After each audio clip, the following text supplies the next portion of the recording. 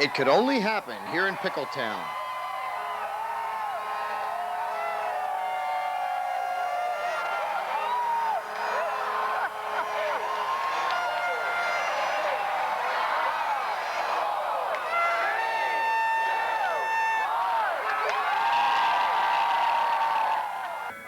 February 3rd, 60 sprinters are assembled representing 29 states as we head south to Florida for 3 nights of the King of the 360 Nationals.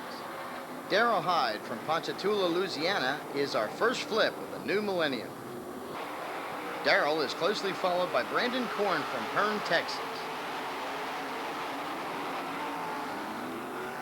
A look from upstairs at the B main incident shows us it's a double.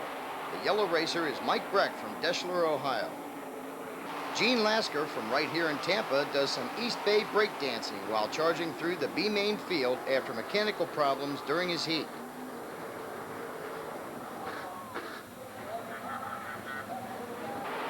Michael Miller is from Biloxi, Mississippi. With 35 cars trailered, the feature field of 25 gets greened as the NBC steering team cars of Paul Weaver, number 31W, and Kelly Kinzer, 31K, lead the way. Kelly from Bloomington, Indiana, uses the inside to launch into a lead that lasts for 14 laps. Lap 12, annual Winter National sensation Gary Wright, number 9, from Hooks, Texas, who started 4th, looks to the outside of Kelly.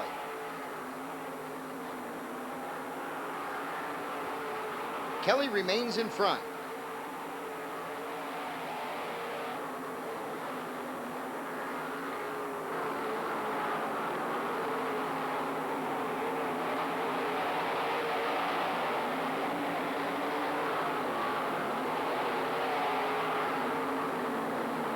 Lap 17, Wright makes it stick this time.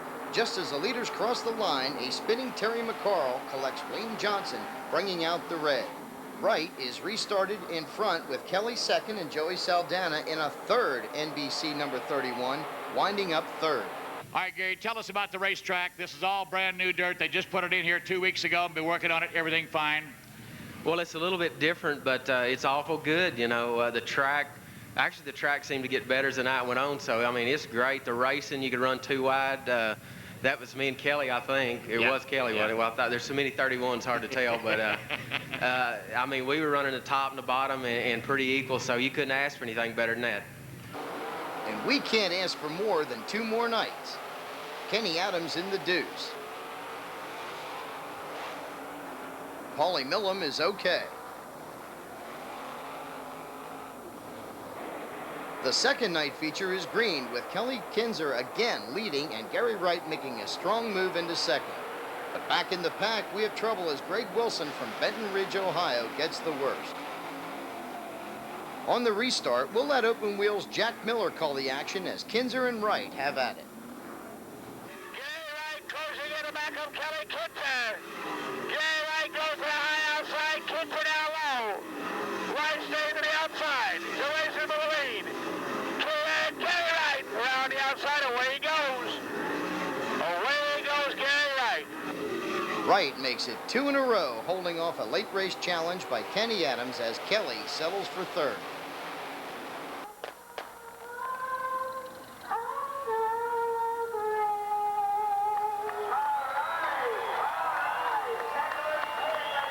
The third night finale dumped the time-consuming time trial nonsense and inverted the top 6 by points. Since Darrell Hyde was the first to flip, we guess he figured he might as well be the first to do it twice. Once again, he is closely followed by Brandon Korn. Ray Lee Goodwin from Kansas City, Missouri finds the third mile a little too small. Feature time and some of the best sprint car racing we have ever seen. Kenny Adams, number 2, local star from Malabar, leads Kelly Kinzer on another unique East Bay surface. The racing tonight is like a wingless show with cars high, low, and crisscrossing, checking many options of what might be the fast way around.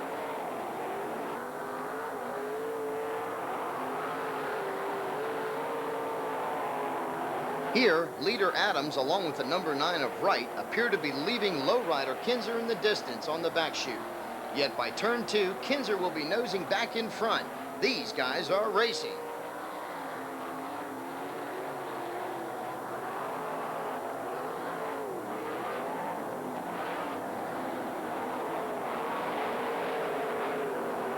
Lap 14.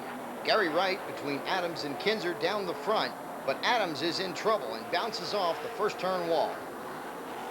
And just as the caution flew, second place Wright also bumped the wall.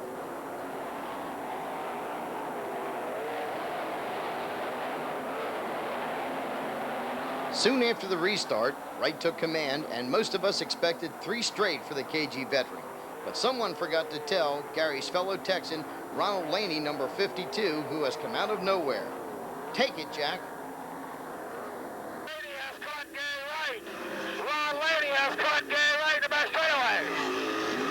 Ron Laney, Gary Wright. Laney on the inside. Laney's got the lead. Ron Laney's got the lead on the last lap. Ron Laney has the lead on the last lap. Gary Wright's in second. Kenny Adams third. Ronald from Humble pockets $11,000 for his major upset. Adams rebounded from the rear for third. Ron Laney, are you believing what you just did? No, I really can't. It hadn't settled in yet. We got that restart, and I got kind of mad because I was the 5th car in line, but I guess they were lap cars. Last couple laps, I seen that white 9, and I figured he had the lead. I was just going to keep doing what I was doing because it was working. Ron, what a great run you made. Let's talk about the guys that own your race car and the guys that help you out and your sponsors. Laney Boring and Drilling, Sunbelt Tractor and Equipment, Griffith Truck and Equipment, Snap-on Tools. My mom, my dad, my uncles at home couldn't do it without them, that's for sure. Ladies and gentlemen, our champion, Ron Laney. February 9th. East Bay showed us some of the best late model racing we've seen in decades. Over 80 of the mostly Southern Dirt slingers get some rare time on a real racing surface. Todd Andrews from Eldred, Pennsylvania, rolls over, center staging a massive tangle. Steve Lucas of West Virginia gives up the lead to Ohioan Donnie Moran on lap 4.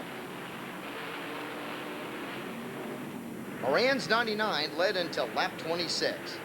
That's Davey Johnson of Greensburg, Pennsylvania, slipping underneath in the number 79. Rick Auckland from North Dakota in the black 12, and our own Rick Eckert from right here in York driving the Ray Vest number 24, both get in on the 40-lap duel for first. Nationwide, late model racing is bigger than sprint cars. There's over $5,500 awaiting the winner of the Have a Tampa Series event. 3 wide up front for the lead off of turn 4. Rick Eckert on the inside. Rick Eckert going for 3 in a row.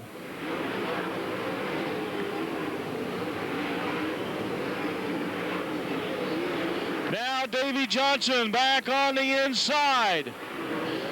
Eckert underneath him, moving up on the lap car, Olinda Wallace. This one's going to come right down to the wire. Eckert underneath Johnson uses Wallace as a pick. With 3 races in, Eckert is undefeated in Have a Tampa competition. February 10th, northeast we go to the big half mile at Volusia, where big crowds will see 4 nights of quickly run all-star sanctioned sprints. Much scuttlebutt concerning the fins on Danny Lasowski's car. Pit humor compared the appendages to those found on a popular tampon, but it's Danny and his crew, including Tony Stewart, who will laugh loudest all the way to the bank. After Craig Delansky lost a wheel while leading early, Lasowski wins the opener over Paul McMahon U2 with James Chesson third. Friday night, the dudes passed Delansky with Casey Kane third.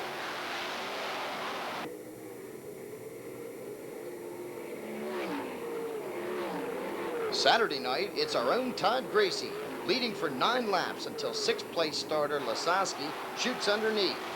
In the end, Delansky and Kelly Kinzer followed the number 20. The head mechanic is Jimmy Carr, shown here with racing's hottest commodity right now, Tony Stewart, who still loves the dirt, and Lasowski on the right.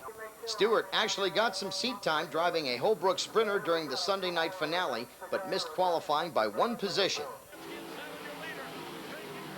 The Sunday night feature was the best of the bunch and the only one to carry all-star points. Craig Delansky, number 7, from Zimmerman, Minnesota, looks like he might have something for Lazoski, but even so, has to work hard to clear the lead from Butch Duncan's 22 of Lockburn, Ohio.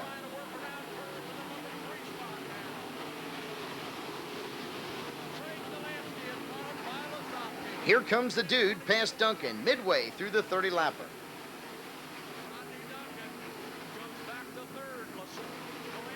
With about 10 to go, leader Delansky in the red number 7 appears to be struggling with lap traffic, with Lazoski closing in fast.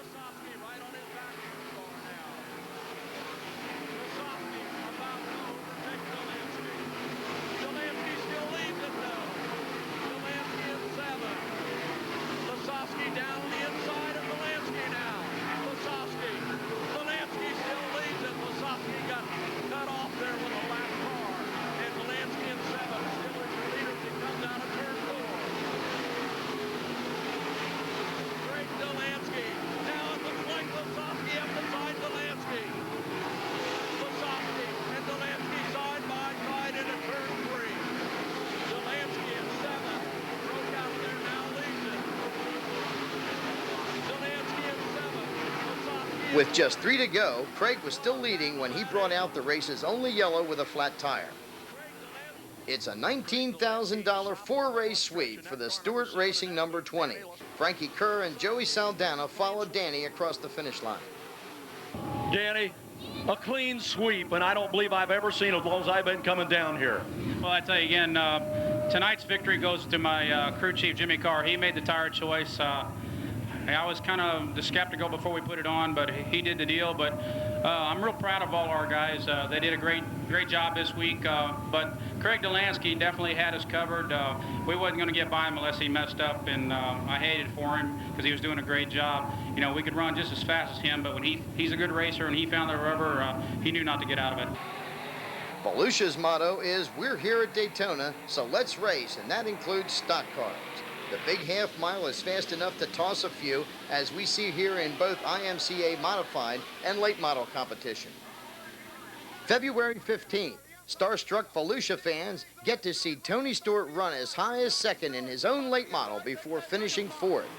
And then Tony turned right around, jumping into the Budweiser number 3 dirt modified. Here he holds off Kenny Tremont for second in a heat race before hitting the wall while running fifth in the feature. You know, Joe, so far this year, Tony has raced dirt late models, Winston Cups, super modifieds, wing sprints, dirt modifieds, IROC, paved midgets, and paved wingless sprints. And it's only February. The dirt modified race was a sight to behold. These guys are racing. Wow! What a race! What a race! Down the back straightaway, into turn number 3. That's Sussex, New Jersey's Brett Hearn in one of a pair of Budweiser cars making the most headway. Turn 4, one more time. Brett Hearn moving through. Danny Johnson trying to hold him off for the 4th spot outside. Here, Brett the Jet takes the lead around the outside of Jamie Mills, number 30, from Milford, Delaware, on the 21st of the 30-lap Dirt Winter Tour feature. But one lap later, a misjudgment with a lap car will force Brett to the rear. It's Mills over New York's Kenny Tremont with PA's Doug Hoffman third. February 16th. Okay, welcome to East Bay Raceway, where the racing is the best there is on a dirt track. And where Lazoski makes another winning pass of consistent Rodney Duncan. Well, I'm real proud of Jerry Russell. He came up with a great design. It's the new Eagle Millennium 2000, and everybody complained about it up at Volusia. We cut all the parts off it they didn't like, and thing seems pretty good tonight, too. Not too bad, is it, Danny? 5 in a row. Tell us about the racetrack. This is new dirt, but you had a chance to look at it last week. It was smooth all night. Yeah, smooth all night. It was a little wet early, you know, down the bottom to cut down the side-by-side racing, but at the end of the night, thing was great after that, and then we're just real happy to be here. February 17th is the second of the 4-race East Bay All-Star Winter Nationals. Jim Mohan from Springfield, Illinois, loses his steering.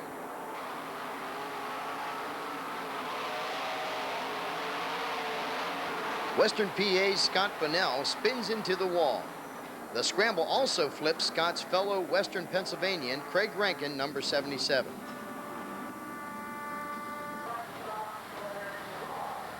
Very impressive, Rodney Duncan was able to hold off the dude tonight until lap 20. Duncan finished second over Craig Delansky. Friday night, February 18th. East Bay All-Star car counts continue in the high 40s.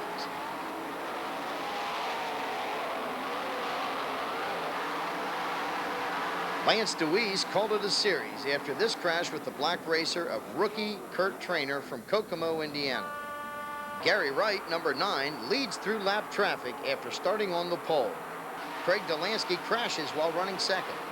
Not only did Wright break Lasowski's 6-race win streak, leading wire to wire, but Joey Saldana finished second with the dude third. Saturday night's finale is again the only East Bay show to award All-Star points. The All-Star Steve Failer takes a moment with Craig Rankin. All right, everybody's having a good time down here, but the other night, all I saw was the bottom of your car. What happened? I don't know. We had to start pretty near the back, and I guess a guy spun out. Things got congested, and when I seen it going on, I tried to shoot out past it, and I thought we had it cleared, but then we caught a guy's tire with our left rear, and it put us upside down. So that's just part of it, I guess. Oh, that's a sign of being a hard charger when you're upside down, I think. Well, I don't know. I'd like to think that, but... Unfortunately, Craig will be charging hard again tonight. The feature was lined up by points with the first 6 inverted. Terry McCarl, number 24, opens the lead over fellow front row starter Joey Saldana. The crash occurred on the 29th of the 50 laps. Rankin and Travis Whitney tangle, and our leader has nowhere to go. Saldana, number 92, and Lasowski had been battling for second, and now it's the battle for first. They swap the position here on lap 36. Saldana on the outside. Lasowski goes clear up into the turn. Saldana back low on the inside. Saldana comes back in the lead. But a yellow flag restarted the dude in front for a $10,000 win over Saldana with Greg Hodnett third. Here's Danny among family and friends at the conclusion of another dust-free East Bay series. We hope you've had a wonderful evening at East Bay Raceway. We look forward to having you back next time. A lot colder, but almost as beautiful as the East Bay Sweeties is the Niagara Falls in its wintertime glory. After a pleasant 10-minute walk up the mall to the convention center, we find go-karts and over 30 Can-Am 3/4 midgets competing in the third of their 4-event indoor series here. No cookie-cutter field of cars, certainly, but we are still in the East. Catch the club at any outdoor show, and even the TQs will have their sleek, natural aesthetics cluttered by wings. But today, we get to watch the drivers work. The 8th mile rosin cement surface might pull the loafers right off your feet. Colin Turnbull, winner of the previous series feature, clears some obstacles.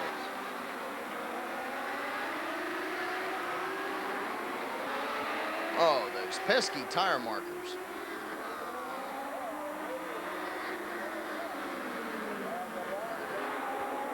A last lap final qualifying position tangle soon leads to some male bonding during the B main.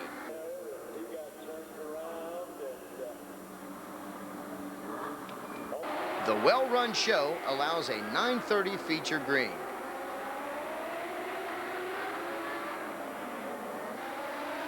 Danny May, number 7 from Mount Hope, Ontario, is going to be the man to catch. 5th place starter Lou Ciccone, number 75 from Aston, Pennsylvania, is the man to watch. Lap traffic is a natural here. Liquid Lou presses Danny for the lead. These guys are racing.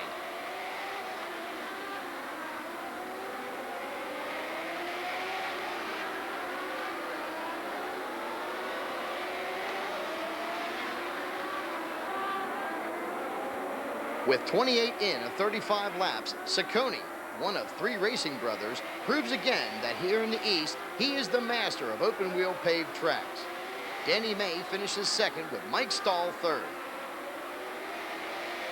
I don't think Danny May knew I was coming because he's a real good driver, drives real smooth, but he left himself open, so therefore I don't think he really knew I was right behind him. More indoor highlights at the Harrisburg Farm Show's Motorama on February 18th. Qualifying for 48 wingless micro sprints warms the crowd despite a snowstorm outside. The slam bang feature climaxes. Jake May's 54 makes perhaps the cleanest pass all day to lead down the back, but Jerry Krevling is not going to let it happen as the checkered waves. Professional wrestling seldom has anything on Motorama Micros. Meanwhile, Fort Lee, New Jersey's Frank Palomita is relatively lonely in victory lane after being the first to slip past the tangling leaders. February 26th, Biglerville veteran Dan Dietrich is among 26 as a full field is ready for Lincoln's midwinter opener. Daring Dan folds up a wing. Mild, although dreary weather, blessed the large crowd and track surface. Feature time. Keith Kaufman recovers from a starting line wheelie, charging back up to second. But trouble on turn 2 will restart the Mifflintown native back on the outside pole anyway. That's Dave Ely on his side after having nowhere to go. On the restart, Keith keeps the Middlesworth number 7's front end down to lead over Todd Schaeffer, 88.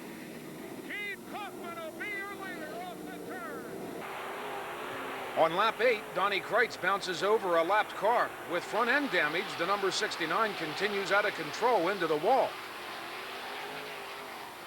It's wire to wire for Kaufman over Schaeffer with Chris Ace third. Little chillier than we wanted it to be today, but all the big guns were here, and it's got to feel good to beat all those guys. Oh, you win the first one of the year.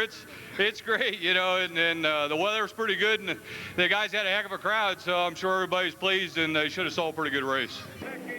March 4th finds 33 sprinters in the pits. Chris Ace's voodoo spots the Lincoln 4th turn. A broken arm in 95, a bad concussion last year, and today a broken leg account for almost all the injuries the Hanover veteran has suffered in his long career.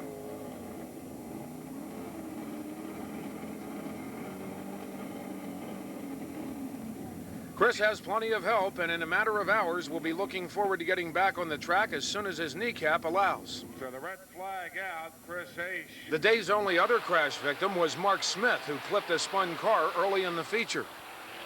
The restart moves Fred Raymer, 77, right up to the rear bumper of Donnie Kreitz, 69. Fast Freddie from Salfordville, driving the Al Hamilton number 77, takes first, but it's not quite over yet.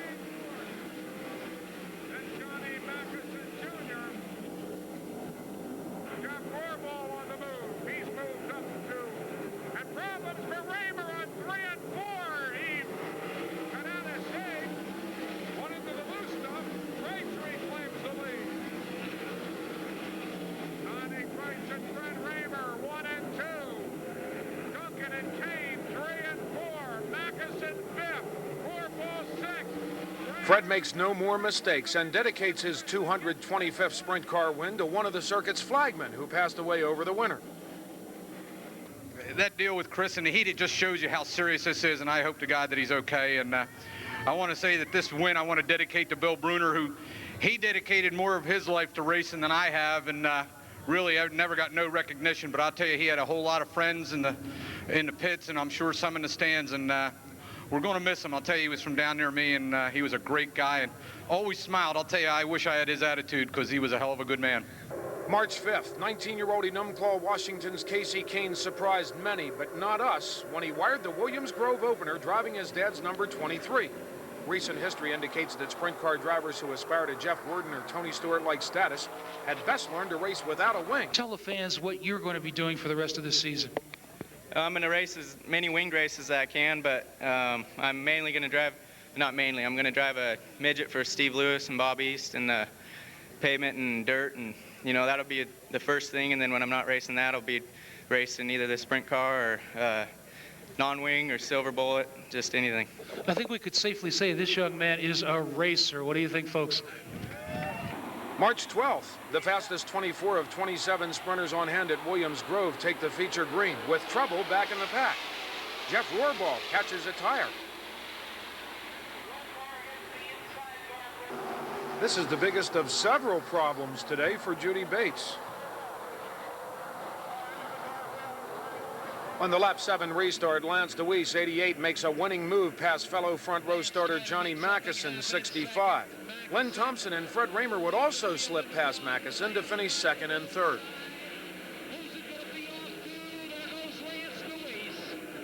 Lance, what did you do on the red flag? You guys just looked awesome after that red flag. Looked like you'd go anywhere you wanted to on the racetrack. Nothing. You mean you were hooked up right from the start today? Yeah, Johnny just got me there on the start, and I knew I was kind of going to be hung out there on the top.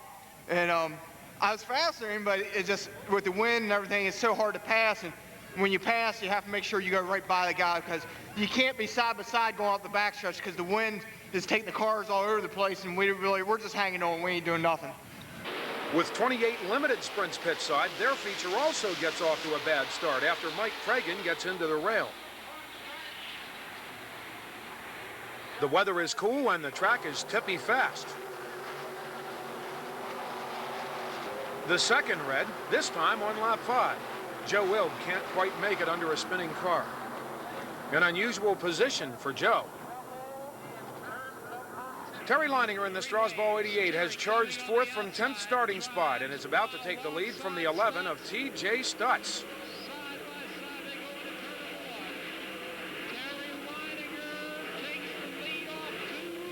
Stutz wants it back.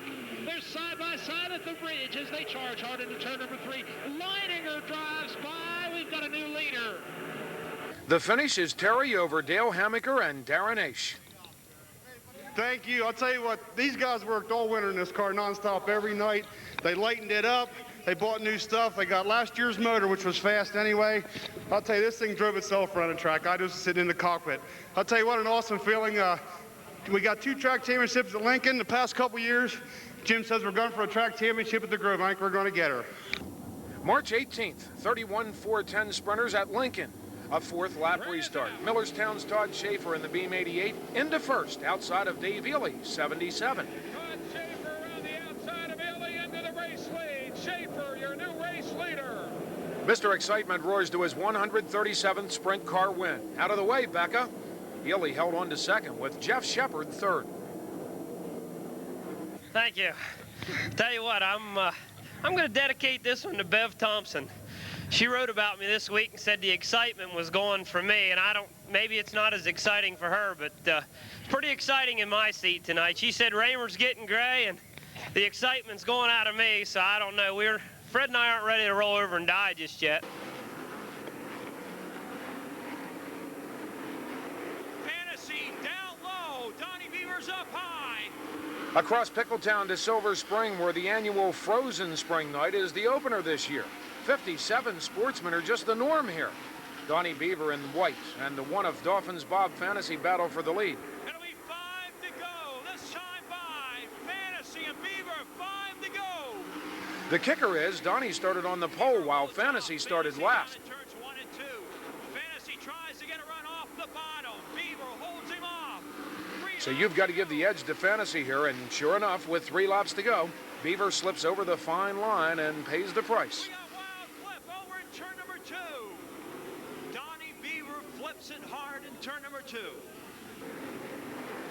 Fantasy and her 1 and 2 down in 3 and 4 for the checkered flag. Bob's Fantasy comes true. Last to first over Frankie Herr and Russ Mitten. Boy, talk about a wild opener. We got one tonight. Yeah, sure was. A little different from last year where we started on the pole or whatever, but we were just damn lucky. Our fuel pump, we fired up the engine to warm up the engine, and the fuel pump went out. Had no fuel pressure. They thrashed changing the pump around, and we had to go to the back. But the car was awesome. I want to thank John Stamen, Pepsi, Steve Baker. We got a new carburetor on tonight that we've been playing with on a dyno, and it works super. LPS chassis. Grocers, Excavating, all our sponsors, Joe Gravino. The support of everybody's been great. The Limited Lates are putting on one of their classics. Willett challenging now as they enter turn number 3. 3 cars racing for the lead and the win. 1 to go. Dave Graber, number 51, is straining for his first spring win. But can he hold off both veterans Carl Billett in orange and Charlie Cope? Graber holds on to the lead. Willett is right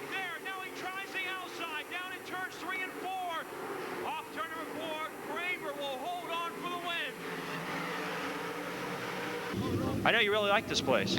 Oh yeah, I love it. You know, I hope he doesn't sell the place. I'm hoping it falls through, but you know, he sells it. But I really like the place a lot. It taught me a lot. 40 sprints are at Williams Grove on March 19th. Jeremy Trout runs over Pat Cooper to begin his ride from hell during a heat race.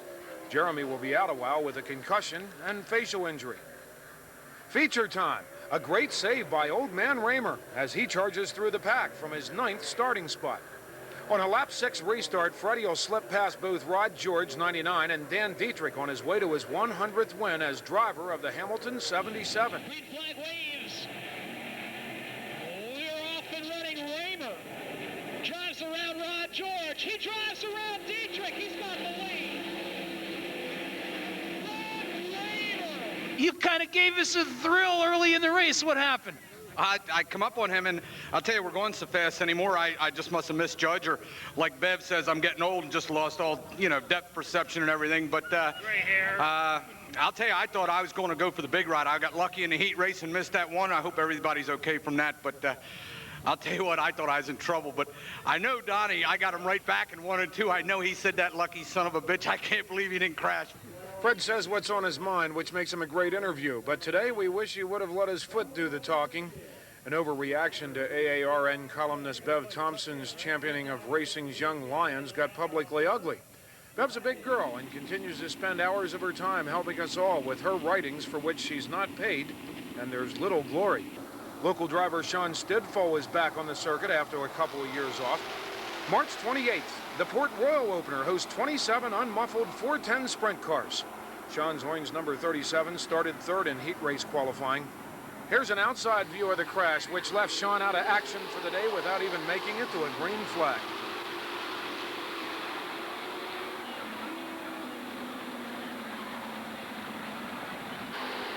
Also in qualifying, Bill Case Jr. touched another competitor's wheel in turn 2. Another replay as Bill peeks over the 18-foot metal fencing.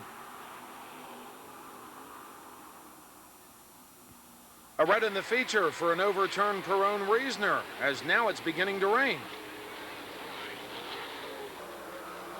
The feature restarts 3 hours later.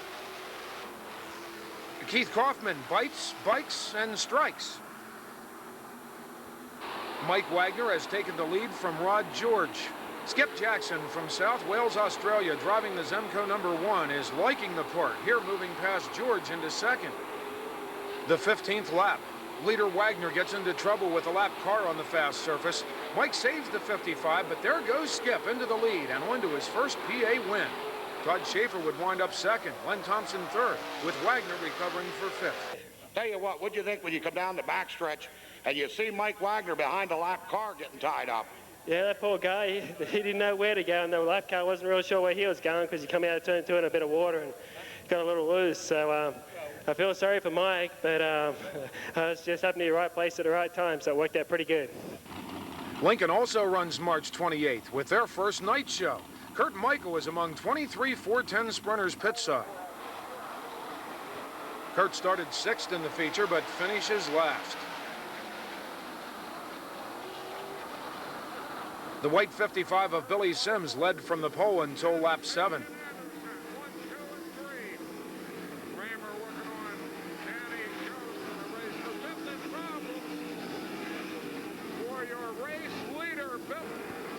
Sims' mistake left the lead to Dave Haight in the blue number 10, but here comes fast Freddie Raymer, who started 12th. It's lap 17. Haight eventually got crashed out of second, and the finish was Raymer over Steve Siegel and Danny Jones. Fred, for you, it's kind of interesting. You're talking about this race car. Not too many hours. It's a night race followed by a day race, and that makes things tough on the team. Well, I'll tell you, the way Williams Grove has been this year so far, it's a night race up there, too. I mean, the track last week was so fast. I seen Jeremy Trout here tonight, and he took a heck of a ride, and I'm glad to see he's okay. I tell you, he looks a little rough. I don't know how it looks from the inside, but he looks a little rough. I'm just glad he's okay. And we're getting to the point, like I said before, that these cars are going fast enough that even the little accidents are turning into big ones. But, you know, that's part of the deal, so hopefully we'll all get through it. And will the Limiteds get through the first turn? Heat race action with 28 358s on hand gets started with a tangle that flips Chad Layton. Gary Gulliver leader, and problems for Chad Layton as he turns it over in turns 1 and 2. Feature time and more problems on the start. Eric Pattison finds the inside rail.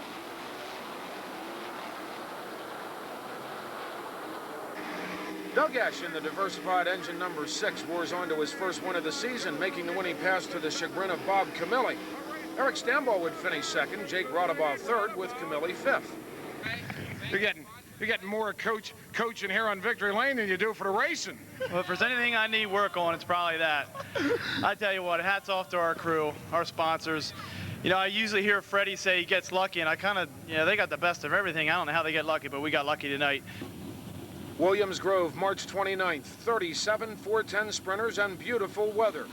Delaware's Becca Anderson and Western PA's Brian Ellenberger will take the day's wildest rides. Green waves. Male chauvinists have their moment in the sun as Becca tangles with Judy Bates on the start of their heat race.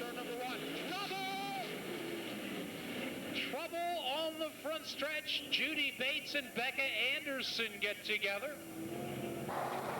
The sun has the track slick today. That's Andy McKisson in from Western PA. Ellenberger fights his way past a spinning Dave Ely before later flipping at the same spot.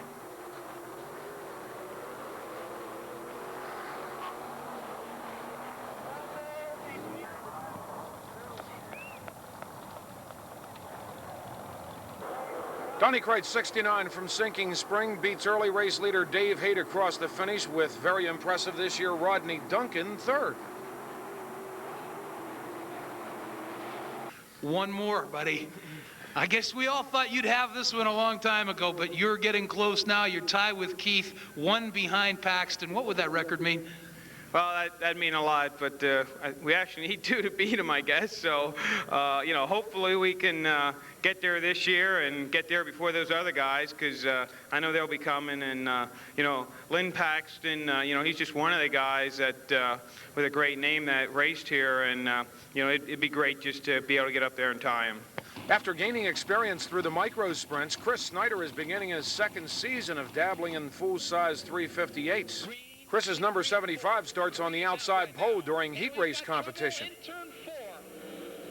When the Leeds 30, driven today by Imesville, Maryland's Darren Ace, started the heads-up limited opener on the pole, all went as expected, except for a hurry moment with a lapped car.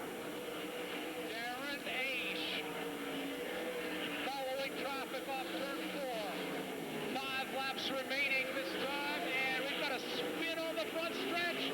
Doug Esch second, Dale Hammaker third. Well, Darren, it doesn't seem to matter how many times you leave us. Every time you come back, you're still fast. You just can't stay out of the cockpit of these race cars.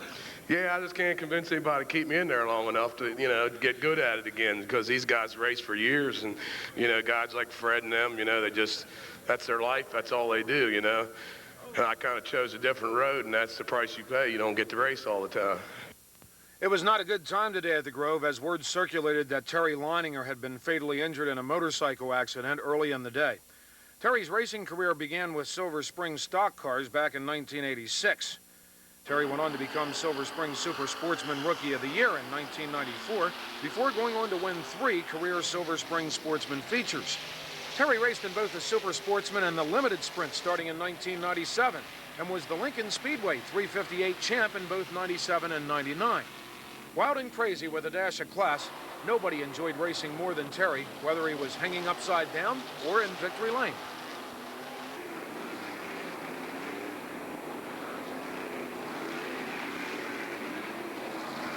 Perhaps more than anyone else in the pits, Terry found time and energy to talk to everybody, a trait we should all admire and emulate. The crowd that attempted entry to Terry's viewing could have filled a front stretch grandstand. Our feature, getting congratulations from his crew right now, Terry Leininger.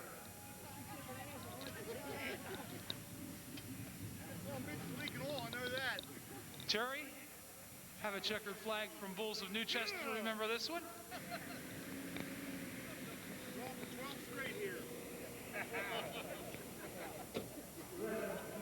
Terry's spirit will live on wherever racers gas it.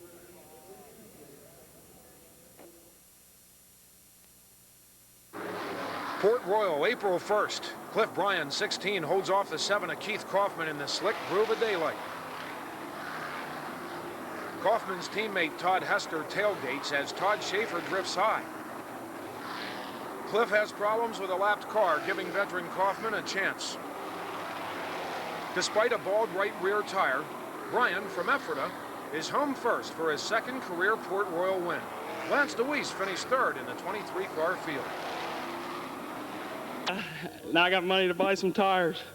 Tell you what, did you know there, the end of the few laps there coming up, Kaufman was trying you hard, but you really got a bite coming out of two, and so would he at times. I hurt him a little bit, and I seen his nose there a little bit, you know, on the cautions and stuff. But I want to thank my brother. Last week was the opening day, and I put a fresh motor together this year. My dad helped me, and we put a motor together, and we went to sponsors this year, and put the motor together last week. It was fresh, and we blew the thing up the opening day, 4 laps in the heat. And I want to thank my brother. This is his motor right here, and if it wasn't for him, I wouldn't be here. We like the message on Tom Haxel's wing, as we hope we can be right here at Silver Spring next year. And that's no April Fool's joke. 56 Super Sportsmen are pit side as Dave Newman, 21, gives up the lead to Leroy Martin, 66.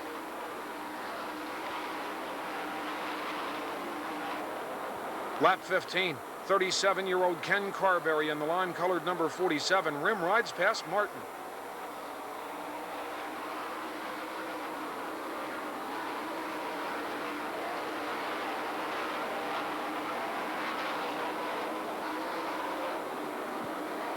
Here comes the 25 of Mark Smith, making it a 3-way race for first as the laps wind down.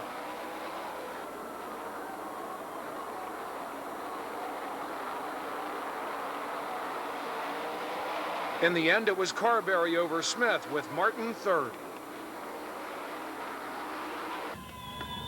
Well, you guys had this thing dialed in tonight, Ken. It was fast. Yeah, it was working pretty good. The track fit my style pretty much. The bottom slicked up real good. The track got a nice cushion, and we had a good starting spot too. That always helps. Tell you what a race there at the front of the pack. For just about all 25 laps, you caught Leroy Martin and made a pretty exciting move down here coming off turn number 4. Got pretty close to the wall down here.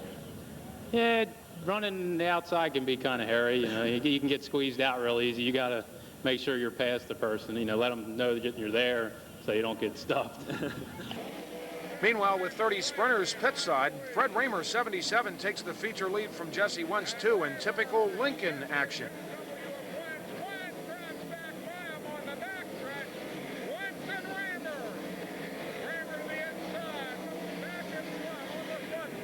In not-so-typical Lincoln action, Dave Ely in the white 77 blasts past Fast Freddy with 2 laps to go.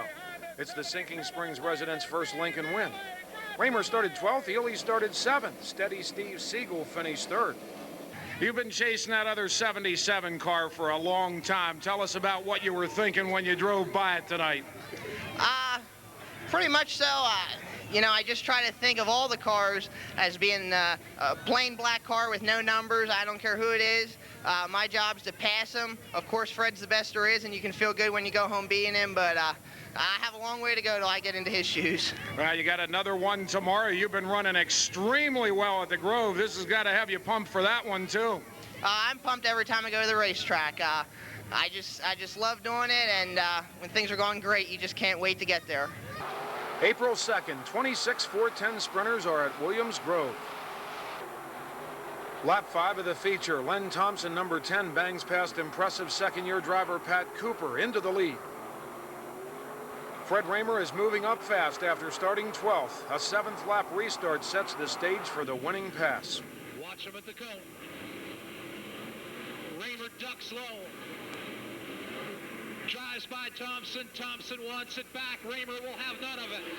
Keith Kaufman followed Raymer and Thompson across the finish. 30 358 sprinters complete the show at the Grove today. Eric Stamball buckles into his silver number 4. Eric Pattison battles with Doug Esch. Stamball's been very aggressive early this season. Today, the guardrail cuts him off in turn 4. Joe Ilg, who used to wedge his large frame into micro sprints, picking up many wins at the Clyde Martin Speedway, takes the restart lead from the 4 of Jake Rodabaugh. In the lead, Rodabaugh wants it back. Rodabaugh down low, Ilg up high. Joe Ilg is your new race leader. Joe from Ole even held off late race heat as applied by the potent number 30 of Darren Ash, as Doug Esch came home third.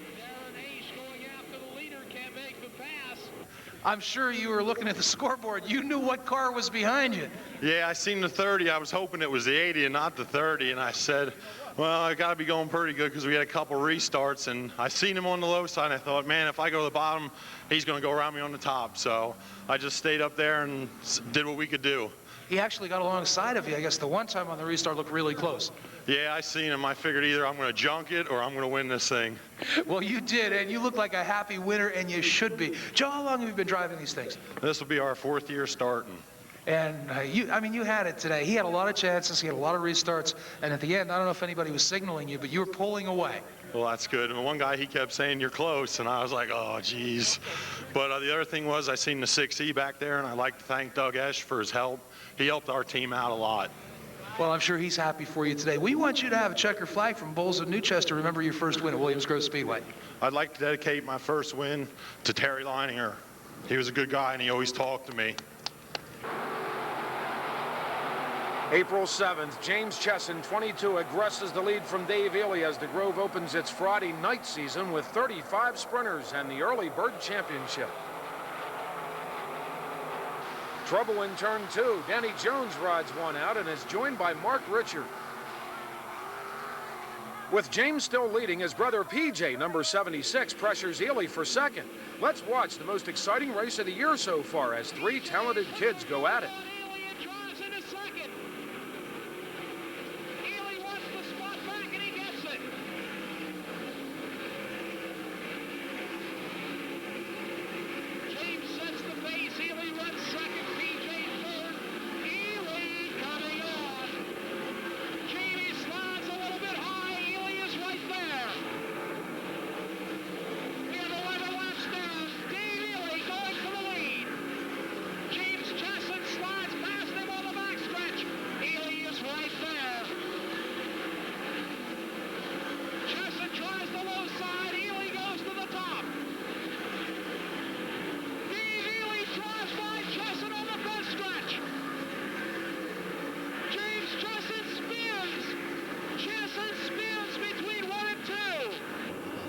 The youngsters set the pace as the green waves. PJ going after Ely in 3 and 4. Draws by. PJ's got the lead.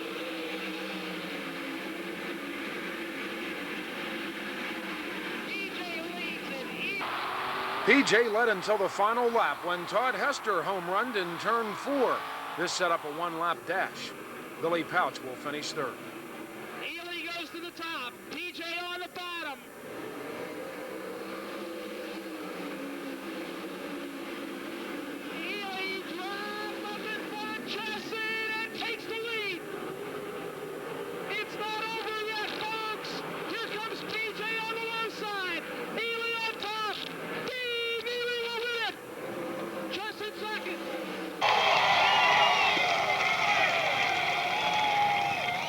How bad did you want it? Oh, bad. But my guys kept telling me on that red flag, just do what you're doing, do what you're doing. We'll take second. It pays awfully good. And I said, I made a call there on what to do in the red, and I lined back up, and I thought, uh-oh, I may have made a mistake, but I rolled the wing around and got ready to go back on that green, and knew if I could stick with him through 3 and 4, I was going to try a flyer in 1 and 2, and I got to go down fighting. Williams Grove, April 14th. The Super Sportsmen get off to a rough start. That's Bill Brown getting run over and turned around in a bad place. 41 sportsmen filled the pits tonight. Trouble on the front stretch. The grandstand view of the accident that could have been worse. 9 cars involved, with only Donnie Beaver upside down. Mark Smith in the S&S Motorsports 25 originally started 12th. The pileup restarted Mark in 7th, and here he is now taking 1st by slipping between the turquoise racers of 2nd place Jerry Strauser and leader George Ryden. It's Mark's first win of the young season, Frankie Herr would move in to finish second, with Ken Carberry third. Yeah, and I'd just like to thank all my sponsors. I mean, I got new sponsors, so I can't, I really can't name them right now. I have to remember them yet, but I'd like to wish a happy birthday to Pap Strouser, and I've been wanting to win a race for Terry Leininger because he's a good friend of mine, and everybody knows. And you did it tonight. We congratulate you. Yep. Mark Smith. 25 sprinters tonight at the Grove. Len Thompson gets cozy with Fast Freddy before Skip Jackson, number 1, takes first from Mike Eardley, 11, in the feature. Jackson goes to the low side of Eardley, can't make the pass. But Jackson is all over the leader as they charge hard into turn number 3. Eardley up top, Jackson down low off turn 4. We've got a new leader. Can he hold it? No! Mike Eardley takes the top spot back. Eardley tries the low side. Jackson slingshots off the cushion. Skippy drives by on the backstretch. Skip Jackson into the lead now as he goes to the cushion, and Eardley tries the bottom. Skip Jackson will lead lap 7. Unlucky lap 13 for Cliff Bryan and Troy Weitzel, who do a double flip on the front stretch. Now Jackson has a wing problem, handing the lead to the 11th starting 77 of Fred Raymer with 2 laps to go. The leader off turn 4. Kreitz makes a bid for second. Raymer will win it. Jackson second, then Kreitz, Schaeffer, and Mackeson. After taking the checker, Skippy runs into Lem Thompson, who had stalled on the final lap. Fast Freddy's 40th Grove win came despite a hole in the Hamilton Racers wing as well. April 15th, Port Royal, still more problems for Len Thompson as he explodes a tire in turn 3. Len will be back to finish 10th in the feature as there's 20 sprinters portside. Early in the feature, Dave Hahn wobbles on the cushion, and Todd Schaefer's right rear tire shows no mercy. Dave junks his deuce while Todd pitted with a flat. Up front, Lance DeWeese, 88, works the top spot from ever-improving Todd Hester, number 7. Skip Jackson continued his decent weekend by finishing 3rd. Lance's 65th Port Royal win ties him with Todd Schaeffer for 2nd on the all-time list behind Keith Kaufman. And we'll be right back.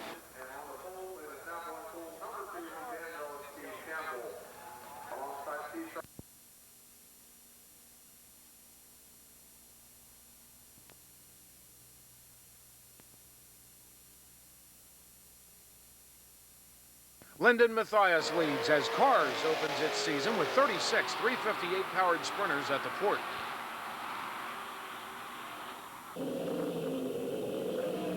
Impressive sophomore TJ Stutz in the white 11 takes first from Mathias.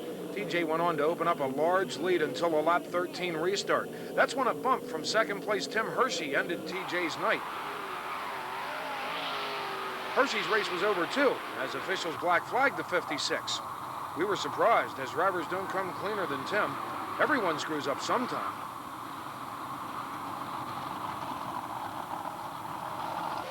But the new race for first is a good one between Scott Osherman, Dan Dietrich, number 8, and Dale Hammaker, 66. Give the win to Dale over Dan and Scott. Big Paul asked last year's co-champ about the track surface. Tacky, smooth. We started working the bottom there and really worked good. We drew a bad number, and but it worked out pretty good there to the end. There at the end, we went pretty good. Okay, thank you. Thank you, guys. Yes, sir. Thank you, Lynn. The ARDC midget season opens over at Lincoln. Walt Steerley gets over Kevin Bastian's tire, and along comes Ed Steinley Jr. as both Walt and Ed join the Upside Down Club. Walt would continue, only to have more problems in front of Dan Shelbo. The race for first includes Mike Roselli, 98, Ray Bull, 1, A.J. Ernesto, 2, and Brian Kovalars, 49. Take it, Earl Krause. Ray Bull on the outside, storms in the second spot. There they come now. Bull to the inside, tries to get by Mike Roselli, and A.J. Ernesto gets back on the outside. Well, Ray Bull trying to get the lead away. A.J. Ernesto winds up going into second. Mike Roselli leads the way. Here comes Brian Kovalars to the inside. Kovalars now to the inside of Ray Bull, trying to get second, and does. Brian Kovalars in second. What a battle up front. Timmy Deese in the fourth spot. Ray Bull now was up to second, now at fourth. Brian Kovalars guns it to the inside. They come through. Mike Roselli fights them off as they come into turn number 1. 10 laps down. In the end, it was defending champ Kovalars over Bull and Roselli. Brian, congratulations. Great run out there, buddy. Yeah, thanks, Earl. Man, getting a win like this, if you guys know what we did over the winter. I mean, we had a championship-winning car, but my car owner said that wasn't good enough, and we went out and bought 2 new Ford motors, and what a difference. I'm always one, I hate changes and stuff, but I'm not really minding it right now. I really got to thank my Doug owners, Doug and Claude at Stair. They had friends I know that came from out of state, so I'm glad the weather held up. And I'm glad for the friends that stayed out, but I got one heck of a crew, and I'm just glad all last year's carrying over into this year. With 24 sprinters pitside, it took Fred Raymer 17 laps to come from 12th starting spot to first, with this winning pass of Bobby Weaver in his own letter X. Weaver held on to second over Steve Siegel. April 16th, Dave Haight and Larry Lamy are among 25 sprinters as Selinsgrove opens its Sunday night season with the Kevin Gobrecht Memorial.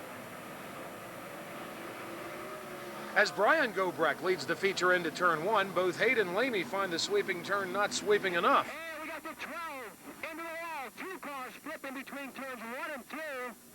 And the red flag is out. Brian led the feature, honoring his brother for 16 laps. Only after the number 92 started getting loose did the 88 of Lance DeWeese slip underneath. 1 lap later, a smile from Lady Luck, or above, as Brian stays on all 4. Lance holds off Fred Raymer 77, with Todd Schaeffer finishing 3rd. Hey, 2 wins on the weekend. That's not too bad. No, we're starting to catch some brakes go our way, and we're slowly getting our speed back in our cars. And this is a different car than what we've been running. I really like it. We just need to catch up with it a little bit. 33 sprinters are at Williams Grove on April 28th. The black 11 of Mike Eardley leads past the flag before Skip Jackson's challenge draws a caution. Just a lap after the restart, Middlesburg's Todd Hester, driving the Middlesworth number 7, makes the winning move on his way to his first sprint car win. Eardley held on for second over Fred Raymer. Todd, congratulations. You were just flat out flying tonight. Did you know you had a big lead? No, in fact, I thought I hit the cone on that restart. I didn't even know if I won because I thought I might get docked because we wheelied and sat down and I didn't even see the cone go by. So I thought, boy, if we win this and we lose 2 spots because I hit the cone, I'm going to be pretty damn disgusted. Well, we couldn't blame you for that. First of all, before I forget, we want to give you a flag from Bulls of New Chester. That's yours to keep, and I have a feeling nobody's going to get that one away from you. No, this one I'm going to keep for a long time. Well, as we said, you earned it. You made a good, strong move on Mike Eardley to take the lead. Tell us about that. Well, I didn't. On the start, I thought he was going to go to the top, and I dedicated to the bottom, and then I got screwed up on that, and he ran in the middle going into 1 and really left him hanging off of 2, and it was just enough to get a good run on him and put a slider on him going into 3.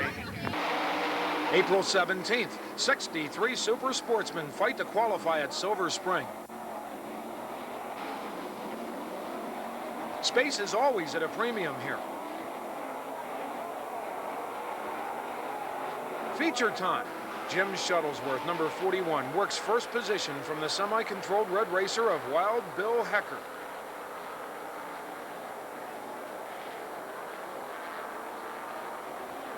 Two laps to go. Shuttlesworth still leads, but here comes the Dellinger Auto Body sponsored number 25 of Mark Smith.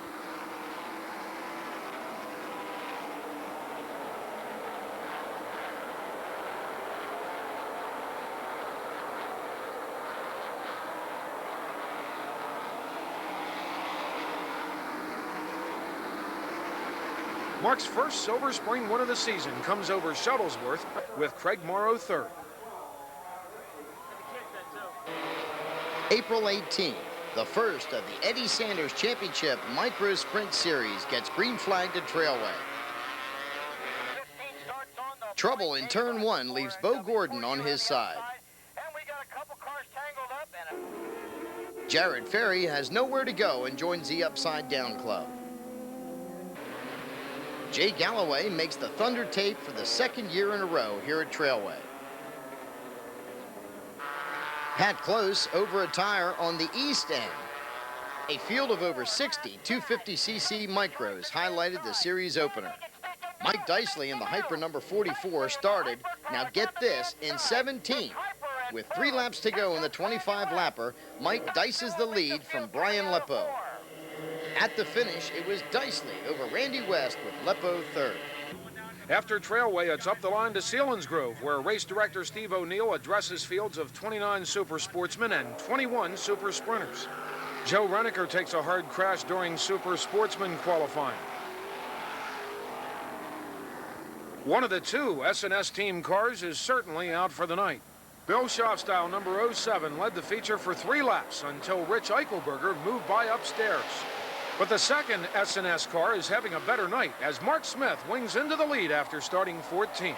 Ike finished second with Frankie Herr third. Sorry to see that happen to Joe tonight. I mean, he took a pretty hard one there, and we're going to try and get his back together for next week, so we'll see what happens there. Hey, congratulations on the win here at Selinsgrove. Thank you. The track is a bit rough tonight, but it was a competitor's front end that launched George Suprick as the sprinters get the green. Likewise, Todd Gracie, who really does shake down his Ford-powered number 25. Todd's running almost exclusively with the All-Stars this year in appreciation of the weight rule.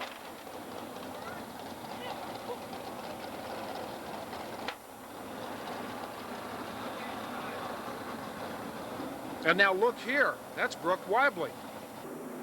The 13th lap, Keith Kaufman down low in the smooth takes the lead away from the 88 of Todd Schaeffer, who appears to be having handling problems.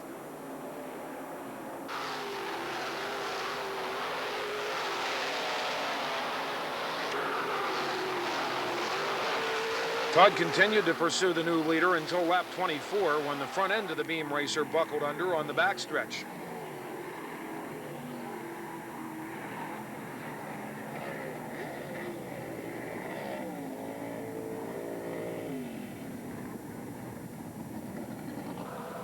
Todd will have plenty of that racetrack rheumatism this week. Kaufman angled on to the win over Skip Jackson and Lance DeWeese. Keith, I'll tell you what, this thing was pretty fast, though. You were really getting around here. Well, I don't know. I raced a lot of rough tracks like this, and boy, I haven't had a payday for a good many weeks, so I needed the money. Hey, Keith, congratulations. Thanks for being a good sport coming out here tonight. All right, thank you. May 5th, well, actually 6th. After a rain shower, the World of Outlaws Support Series started time trials over. It's after midnight. The time trial clock is malfunctioning again. Many cars will take time twice, and Ron Laney 3 times. Time trials for 51 cars took until 1 o'clock. Much of the crowd have lives, and the 8th are $16 tickets.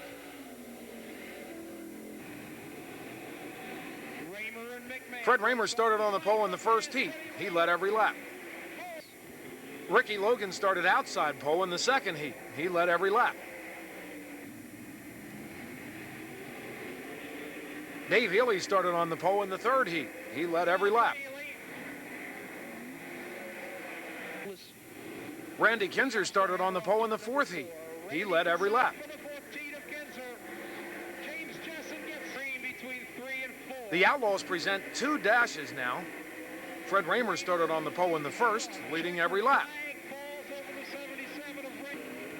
Randy Kinzer started on the pole in the second dash. He led every lap. The only 2 glitches in the show. Sean Keene's flip on the start in the B main. Sean needs to be at his son's baseball game in a few hours. And now we have Johnny Mackison passing Shawn Michael for the lead later in the B main.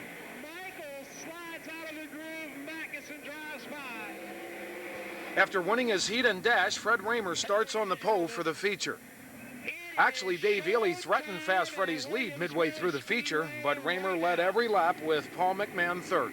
Handing control of an event over to a sanctioning body can be dangerous to a speedway. Woo 2 officials' decision to race unmuffled sprint cars until 3:30 a.m. garnered Williams Grove plenty of negative Mechanicsburg area mainstream media attention, resulting in a stiff 12 o'clock curfew here. I was just joking with you a minute ago. You've always said throughout your career, well, when you start up front, you should win. Well, you did. Yeah, I'll tell you, if you start up front and you don't win, then you look like a horse's ass. So we were lucky enough to get it done. I was really having fits with them lap cars. For some reason, you couldn't run the top tonight. I got up there and I got messing with a couple of them guys, and I seen Dave shove his nose in there, and I happened to go to the bottom on the right time, and I got by the one car up there off of 4, and just lucky enough to win. And want to thank Al. American Racer Tires, they did a good job for us all night. We were pretty good, and you know, I'm just glad everybody stuck it out because it was a marathon tonight. A few hours later, still on May 6th, the Gum Out Series hits Port Royal under relatively sane conditions.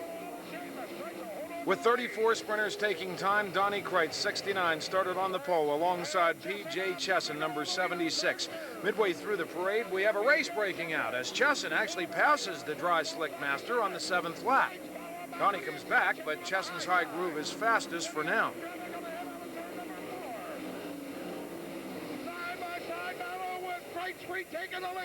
But later in the race, the track surface comes to Donnie as he takes first to stay on the 18th circuit.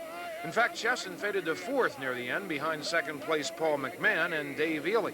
Yeah, well, this track anymore, Davey Brown even said to me, he said the corner speed at this place anymore is unbelievable how fast it is. And, you know, even in the feature when the track was pretty slick, I just couldn't believe it. Those guys were coming around the outside, you know, because you're really going fast here, you know, even when it's kind of slick. And the nice thing about it, when they make the track like this for the big races, is you get your two grooves like that, you know, where a guy can run up top or down low, and even if a guy's his car working right in the middle, and usually really makes, you know, for really good racing.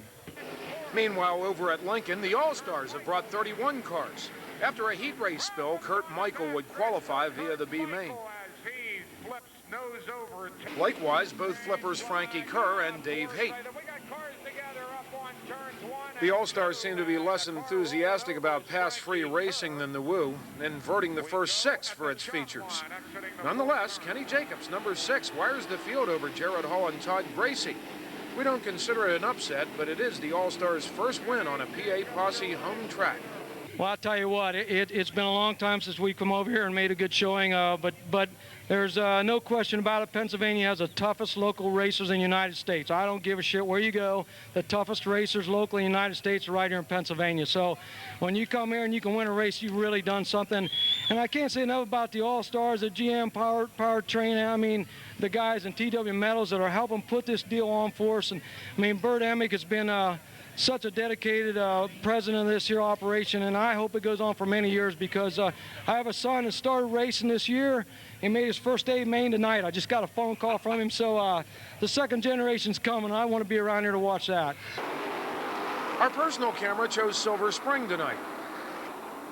Chuck Landis takes a spill after first turn contact. After all, while both Woo 2 and the All-Stars are still timing cars one at a time, Silver Spring would complete side-by-side racing of 9 large heats. 58 of the Silver Spring Super Sportsmen will be joined by 42 cars sprinters. Steve Cannon cuts high to avoid a tangle and catches the wall. Ray Myers, 51, leads the feature early. That's Smokey Snellbaker in the orange car and Dave Berkheimer, number 5.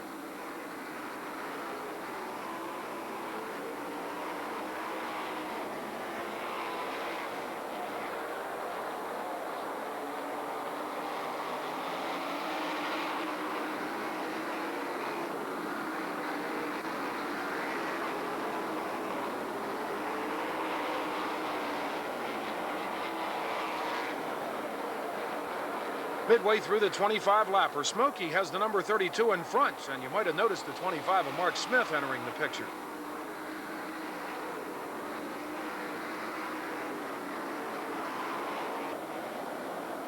Lap 17, Mark Smith is on a hot streak.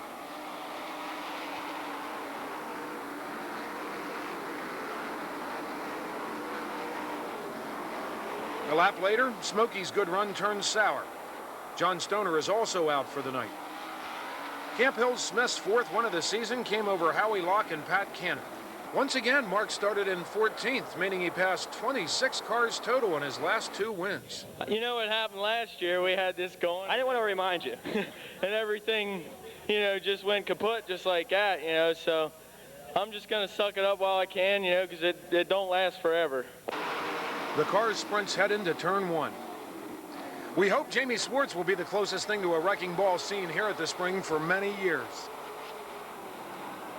Jim Layton heads over the inside wall.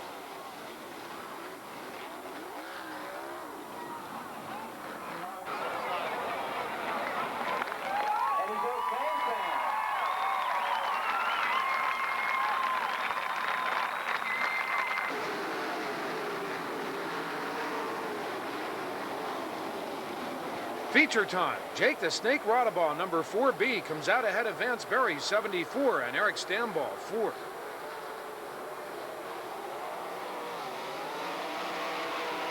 Billy Dietrich took the lead from Jake very briefly.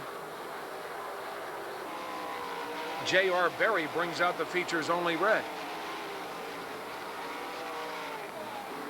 More racing. Rich Eichelberger only started back in 13th. Here Big Rich slips into the lead with 4 laps to go. It's the 60-year-old teenager's first sprint car win. Rodabaugh second, Chad Layton third.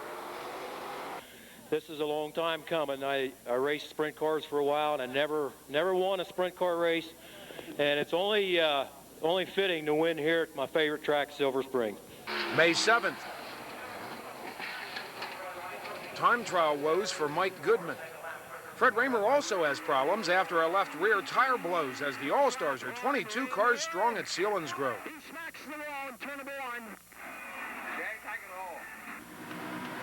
After a 24th lap fuel stop, feature leader Butch Schroeder, number 7, has his luck take a turn for the worse. Todd Schaeffer, number 88, busts a move past both Skip Jackson and Schroeder, who has a flat tire.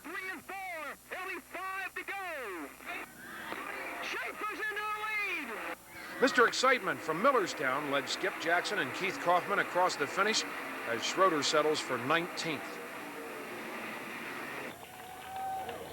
That was a hell of a race. Yeah, I was running the bottom there, and we had that red, and I don't know if they really even changed much. I told them if I could just be a hair better where I was running, and I knew the leader had a cut tire there, and Skip had the misfortune of just guessing wrong there that got me to the lead.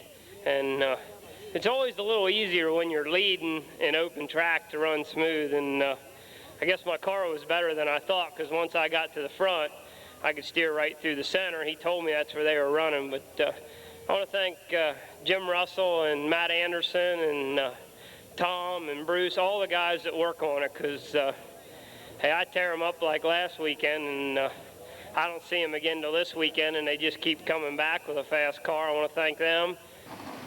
3410 sprinters are present at Williams Grove on May 12th. Barely healed from his recent front stretch crash here, Jeremy Trout certainly didn't need this.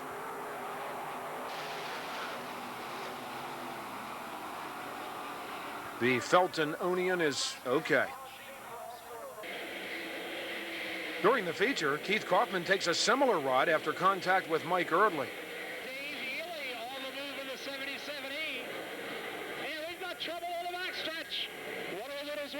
Turning over on the backstretch.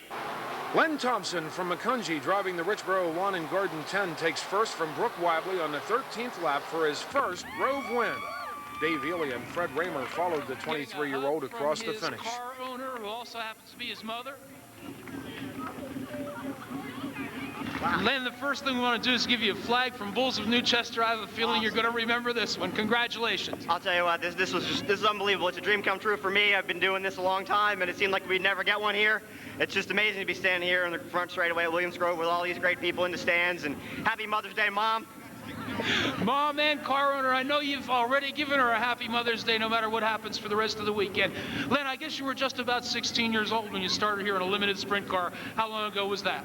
That was 93. I was 16, and then 94, we were the Rookie of the Year here in the 410s. And like I said, we were close a few times, like 95, 96, and the last couple of years, we've been pretty good, but not good enough to be in the front, so it feels good. And I refuse to pick up rocks.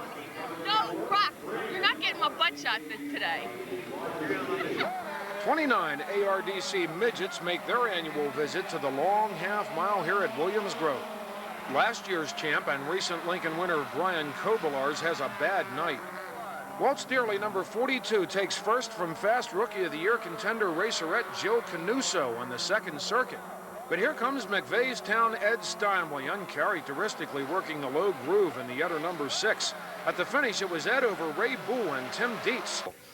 Yeah, the car, we worked on the car all week, and matter of fact, we even played around a little bit there Monday. I don't know if we learned anything or not, but we tried a little different setup here, and it really worked good. And we also stuck a ER in the motor this week for the first time, and I think that might have been the trick.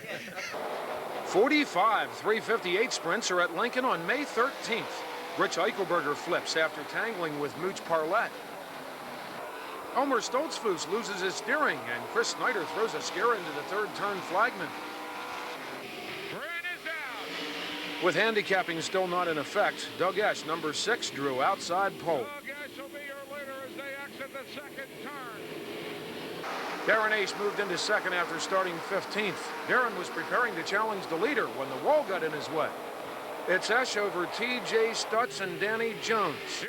What about that championship, Doug? Well, honestly, that's what we're really shooting for. The guys keep telling me when we go out there, we're points racing, but I just want to drive a little harder to win. It's a whole lot nicer to win than thinking about the championship at the end of the year, but we really are points racing. We got a lot of good things going for us this year, and hopefully we can get that championship and maybe move on to the 410s next year. And there's 24 410s on hand tonight. Larry Shive airborne after tangling with Greg Clark.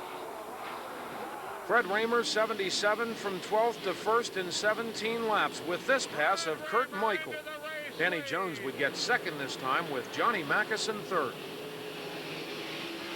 May 16th, the pits are a beehive of activity as the World of Outlaw big boys begin their swing through the circuit at the racy Lernerville Speedway. If you judge a track's manhood by how much water they sneak in the surface while Ted Johnson's riding his cart around, then the crew here at Lernerville are the alpha males of the track prep world. 38 cars zip around the smallest track we've seen, which allows the wing cars to appear to be wide open, and it doesn't get any better than that. When Darren Pittman led at the start, we knew it was going to be interesting. A bump from Jeff Shepard sends Skip Jackson on his last Zemco ride. Greg Hudnett spins out of second place. That's Sammy Swindell slipping past. Lap 20, the overtaking maneuver as performed by Slammin' Sammy. Surprisingly, it's the Tennessee native's first win of the season. Stevie Smith raced up to second with Mark Kinzer third. Pittman held on to sixth.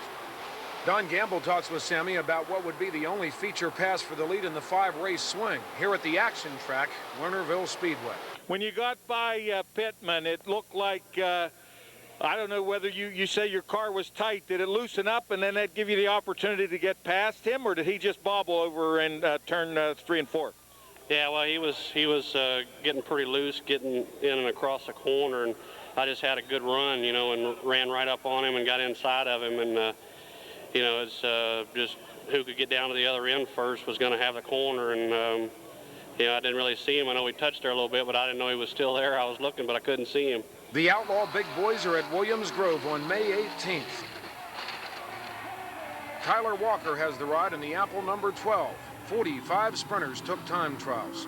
Dash winners Mark Kinzer and Sammy Swindell lead the feature field under the green. Kinzer from Ulitic, Indiana, driving the Mopar-powered Carl Kinzer wrench number 5, leads the whole way. Local Donnie Kreitz finished second with Darren Pittman third. Well, Mark, I don't know if you're into numbers or if you keep records, but how does this sound? 6 of your last 8 at Williams Grove. That's pretty amazing. Yeah, I really don't know what to say. Like I said, I struggled here for so long and kind of started coming to it on my own, and then of course I got running for the Oak Grump, and he turned things around for me. Friday night, 42 sprinters took Woo time trials, with Dave Ely having the worst time due to sucking off a left rear tire. The second night format starts Mark Kinzer on the pole in both the dash and feature, and away he goes. But another night of pass-free racing is not in the cards, as Fast Freddie Raymer is up to his tricks again. Raymer might be a poor time trialer, but he just might be the best racer on the track. His pass of Stevie Smith was called back by a yellow, so Fred does it again, cutting laps faster than he ever did in time trials. Each of the leading cars is like waving a red cape at a bull to Raymer. They challenge him to overtake, just like he has to every week in points handicap competition here in PA. This pass on lap 22 so befuddled Sammy Swindell that he would later protest the on-odd engine in Freddie's car. Mark Kinzer had many lap cars in between himself and second-place Raymer when, on the 25th lap, he stopped with a flat tire. Raymer, legal engine and all, leads Swindell and Steve Kinzer to become the first local to beat the Outlaws anywhere so far this year for his third career Outlaw win. The feature was actually cut short after Brooke Tatnell brought out the red just before it rained.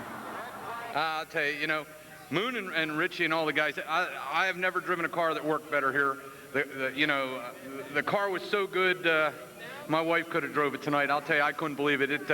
I was lucky enough to be able to squeeze between that lap car and stuff, and I'll tell you, I just couldn't be happier. I'm so glad I finally held my end up here at Williams Grove for the Pennsylvania fans, and you know, on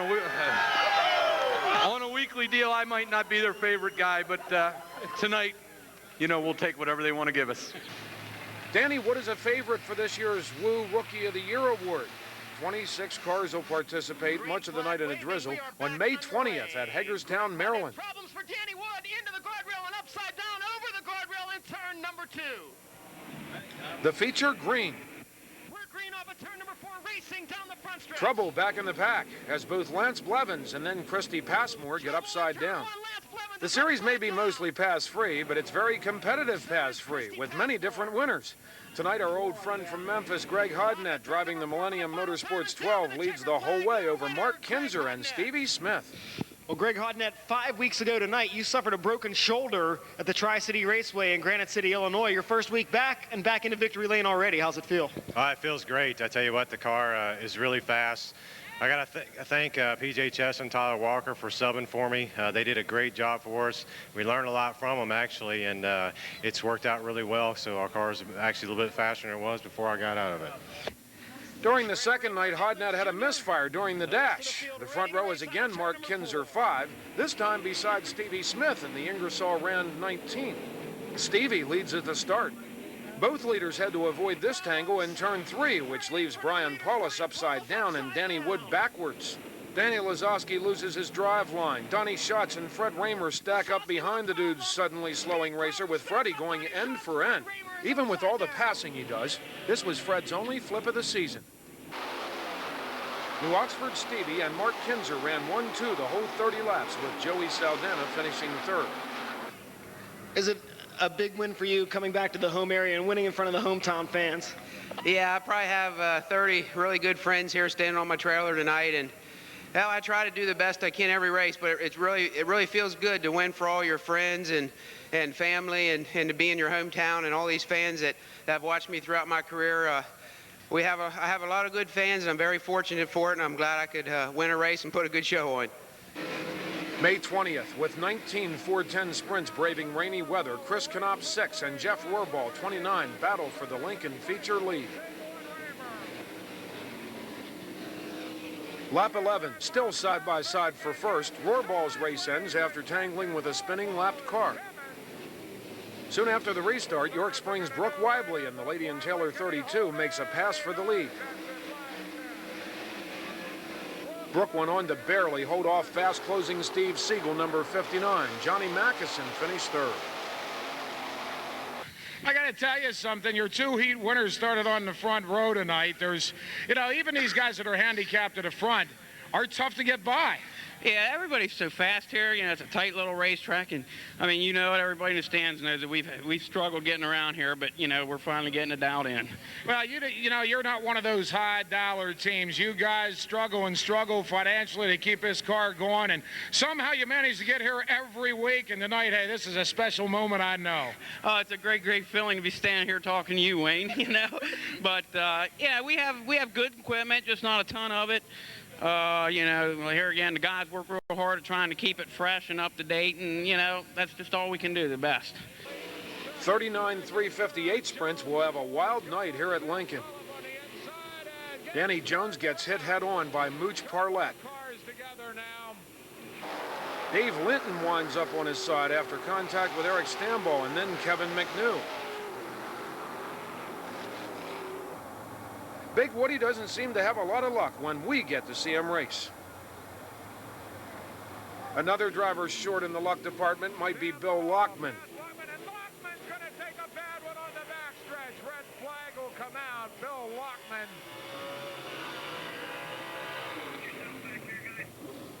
It was just last year Bill took the crash of the season down the backstretch at Williams Grove. Tonight's problems occurred when the sophomore racer touched an inside berm. Fortunately, Bill is okay. He is definitely one tough cookie to walk away from such flips 2 years in a row. On the first lap of the feature, leaders Elmer Stoltzfus and Tracy Templin locked together, forcing Dan Dietrich around. And now Danny Warwick makes it a red. The black 11 of micro graduate Corey Haas led until brushing a slowing car, allowing the yellow racers of both Tim Hershey and Steve Siegel to rip past. Siegel, starting 12th tonight, subbing as driver of the Potent Leach number 30, makes the winning pass on the 12th lap. Doug Esch finished behind Hershey in third. I bet you were talking to yourself. You follow Brooke Weibel. You're trying every way to get around him. All of a sudden, now you got Tim Hershey to try to get around. Well, I was really talking to myself with Brooke. I thought I had that race won. I just had the car so tight I couldn't exit the corner, you know, and hey, congratulations to him. You know, he did a heck of a job. This one here, I got that guy, and I thought, well, excuse me, I don't know who most of these guys are, but I got to him, and I just kept working the bottom, and he kept staying ahead. And I said, well, I'm going to have to move up the racetrack and see if I can make some speed, and it worked. Over at the Springs, J.R. Fry wires the best of a 62-car field in his W100 Radio Wenger Meets number 42 for his 5th career feature win here. The Super Sportsmen compete in a feature only as part of an open-wheel triple-header at Williams Grove on May 26th. John Stamen, 23, leads the Harbauld's Ford-powered number 2A of 8th place starter Carmen Perigo. Danny Hager T-bones a sideways Pat Cannon. Lap 11, Perigo makes the pass for his 12th career Sportsman win. Mark Smith moved up to second, Craig Morrow third, with Stamen slipping to 5th. What a job on the outside tonight. Yeah, I've always watched Mark Smith and Frankie Herr, and they always got it done on the outside, but I was always a little leery to run up there until we got the car working good, and then it felt pretty comfortable up there. It is showtime at Williams Grove Speedway. 25 Grove regulars are on hand for the Darrell Gone Memorial.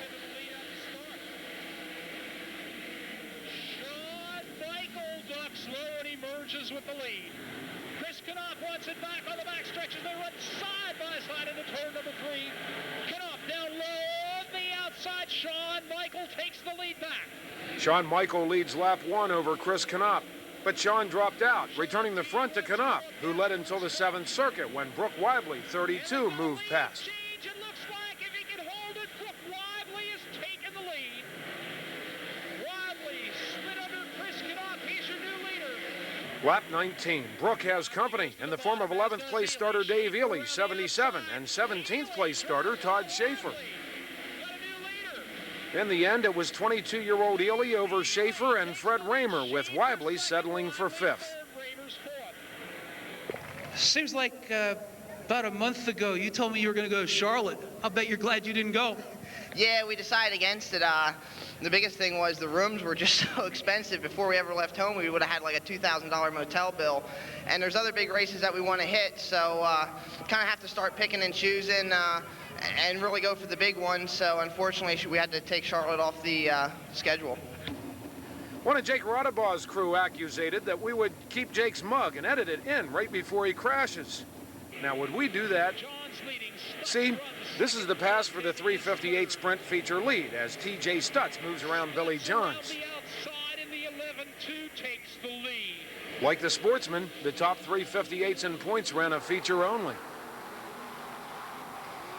Jake's flip isn't until the next shot. The Snake is okay after having nowhere to go. Up front, Chad Layton exchanges first on the restart with the 11 of Stutz. To the bottom. This time he takes the lead. Stutz turns the car underneath him and drives back in front. Stutz was still in command when he ran out of luck on lap 16. Doug Esch, who had started 11th, had moved up to 2nd, and the finish is Esch over Layton with Tim Hershey 3rd. Len Cabasco raking in the big bucks as official photographer as Joe Mengel's Micro Sprint Series rolls into the Greenwood Valley Action Track north of Bloomsburg.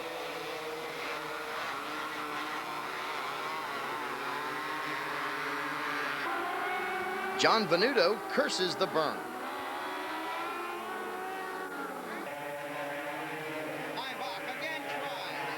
Selinsgrove's Blaine Heimbach, number 1, works into the lead past climbers Jimmy Horwat in the yellow car, coming around for the 13th lap.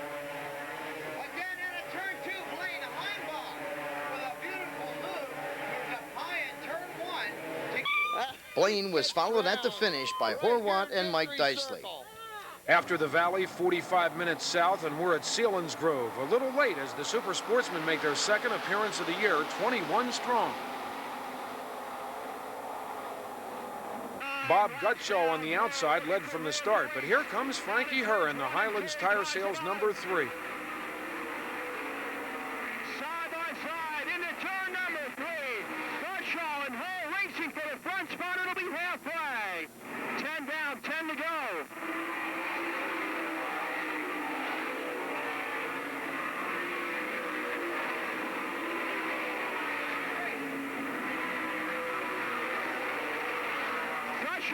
Wheel to wheel into turn number 3. Side by side for a lap or two, and Frankie takes command. Once again, we have a winner from a double-digit starting spot. Where else but here in Central PA? Gutshaw held on for second, with Joe Renneker back from his flip here last time, third. It's Herr's first win of the season. Hey, coming from 11th, that was an accurate race for you. Yeah, like I said, this Highland team, we're starting to click here a little bit, and we missed out on a few things early in the season, and we were close a couple times, but maybe we can start something here now. Rod Straup's heat race flip allowed only 16 sprinters to start the feature tonight at Selinsgrove. No from the back charges in this one, but it's a first-time winner here as Todd Hester wires the field over Mike Erdley and Sean Keane. Of course, Todd picked up his first career win a couple of weeks ago at Williams Grove, as the Middlesworth Potato Chip team cars of Todd and Keith Kaufman are having an impressive year. And here we go, as Keith Kaufman grabs the lead away from the 10 of Jimmy McBee at Williams Grove on June 2nd after a 6-lap restart. 29 410-powered sprinters are in the pits. Mike Wagner says hello to a spinning Tyler Walker. P.J. Chesson hits the wall after losing a tire. Shawn Michael is into turn 3 a little too high. The final lap, Mifflintown's favorite son is still leading, but here comes Donnie Kreitz. Lance DeWeese will finish third.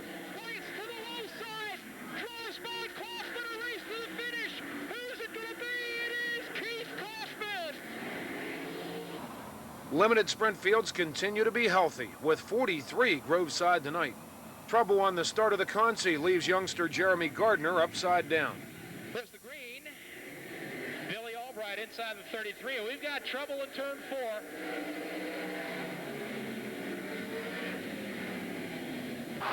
Somebody gets hung up on turn 4. It's feature time. The race for first.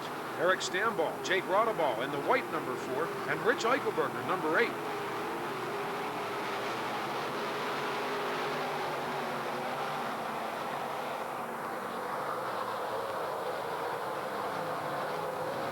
Eric's gray number 4 is strong on the outside.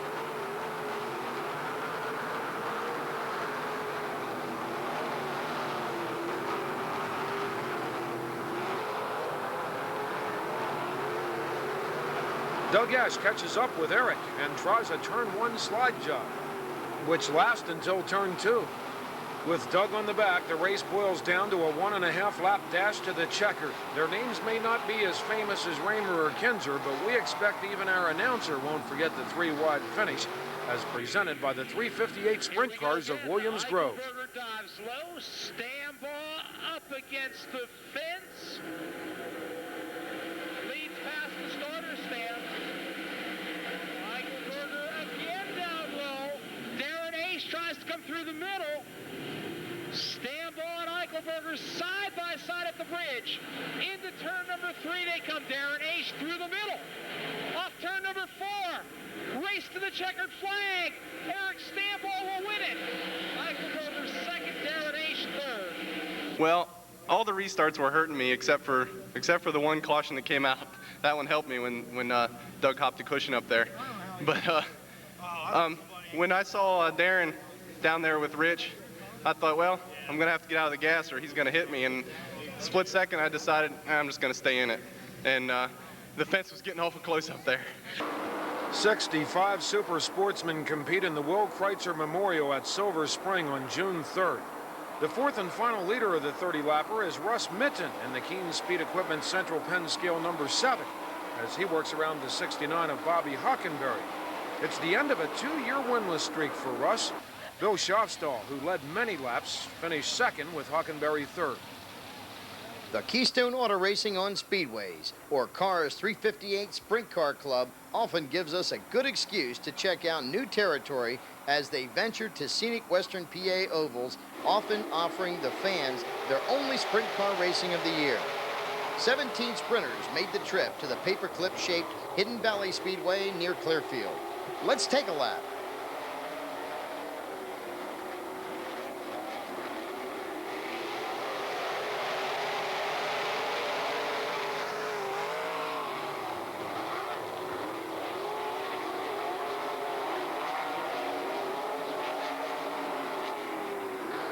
Grantville's Dale Hamaker in the 66H comes forth from 8th starting spot to wrestle first away from the 80 of Enola's Dan Richcreek for his 3rd Cars win of the season. Brian Eichelberger came on for 2nd over Kevin Drury and Richcreek.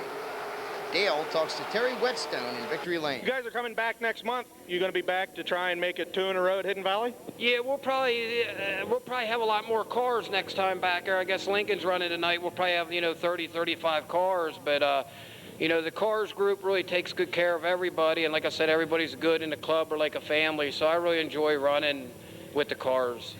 36 358s are at Lincoln, where Mike Cragen gets off to a bad start.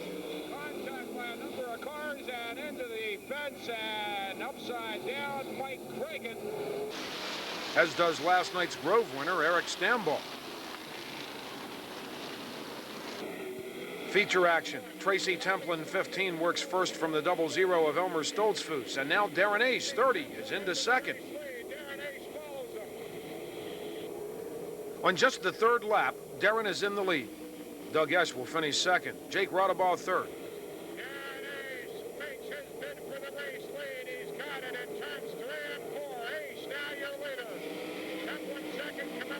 When will Chris be back, Darren? I'm going to say another 2 to 3 weeks. He went in last week and they put him to sleep and they bent his leg all the way while he was asleep.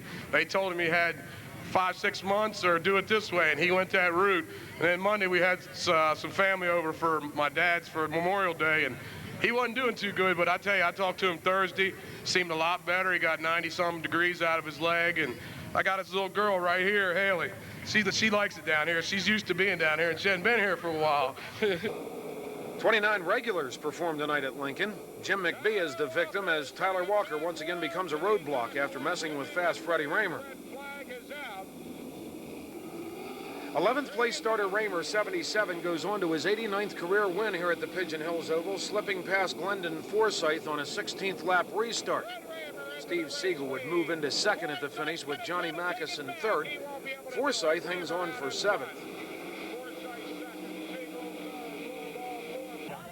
June 4th, Shippensburg Speedway. 44 250cc micros highlight the Micro Super Series Part 3.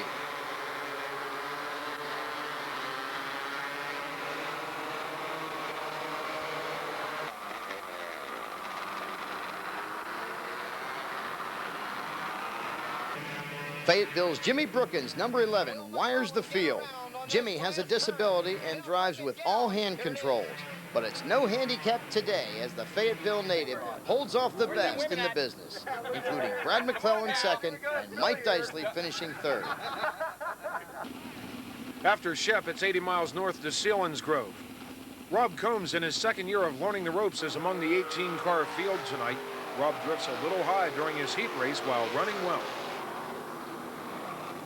8th place starter Todd Schaeffer, 88, might have brushed the nose wing of pole sitter Fred Raymer as he takes over the lead to become the first repeat winner of the year here at Fast Selinsgrove. Lance DeWeese also slipped past Raymer for 2nd. Todd's a 2-time points champ here. June 8th, young veteran Darrell Steimling is among a 34-car field as the All-Stars visit Port Royal as part of Western Pennsylvania Speedway. A little off map-wise, but we'll take it. Darrow was running 6th in his heat when something broke. Fresh off a feature win at Challenger Speedway, the Lewistown native catches his breath. Lance DeWeese leads from the pole over outside pole sitter Kenny Jacobs, number 6. Flagman looking over the field. 30 laps at Instead. Green flags out on the All-Star. Circuit of Champion. Feature event. Lap 9. Leader Lance is number 88, burns a mag. Holmesville, Ohio All-Star Kenny Jacobs assumed command until lap 19 when he pulled into the pits with gearbox problems. 33-year-old Allentown fireman Sean Michael, driving the potent Zemco number 1, fights off a last lap challenge by Donnie Kreitz, plus brake problems, to pick up his 4th career 410 win, and first with the All-Stars. Tell you what, in the last lap, did you look over to your left a little bit and see a little bit of a 69K? Yeah, I seen Donnie there in the last lap. After we ran a couple laps, we got real loose. But Hoosiers Tires, they did a great job. I got to thank them. And what can I say? I mean, I got to thank this Zemco crew. I mean, all that crap about them, it's not true. I'll tell you what, coming here at Port Royal Speedway, you won races here before, but picking up a 30-lap All-Star Circuit of Champion feature event got to make you feel pretty good and proud tonight. Yeah, it is. I mean, this is my biggest win. I won mini sprint and micro races here, but that doesn't count compared to a sprint car race, especially All-Star race. You know, I think you're going to have more wins to come, too. Hopefully this is just the beginning of you setting in victory lane. Yeah, we hope to get 2 tomorrow night. Tomorrow night we'll be racing URC and this car in the 410s, and so maybe we get 2 more tomorrow. This young lady sets the mood as the United Racing Club visits Williams Grove on June 9th. Sean Michael was smooth as silk last night at Port Royal and is a 2-time URC point champ. But every time we see Sean pilot Palladino's 99, he appears to be on a kamikaze mission. A lap and a half in warm-ups was all she wrote for the team tonight, as the car was unrepairable after 5.5 flips down Williams Grove's infamous front stretch. Sean was not alone in collecting airtime tonight. While suffering handling problems, Sam Ross made a questionable move down low in turn 3. It's not the first time Sam's landed on Bear Hill. The traveling club brought in a record 43 sprinters. URC does not run time trials, they just race for everything. If Doug Esch thought URC was going to be a pushover, we're sure this is not what he had in mind. Kevin Eldrith failed to qualify after bending a wing. Feature problems for several, including second-generation racer Tim Hogue on his side. The second try for a feature start flips John Eldrith. Ephrata's Wild Bill Bryan, number 16, slips past the number 6, is driven tonight by Steve Siegel into second behind the 24 of Mike Hagenbottom.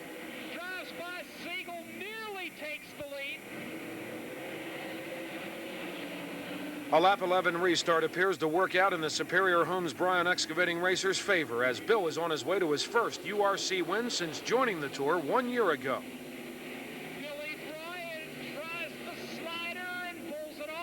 Dan Massey would move up to second at the finish, with Hagenbottom third and Siegel fourth.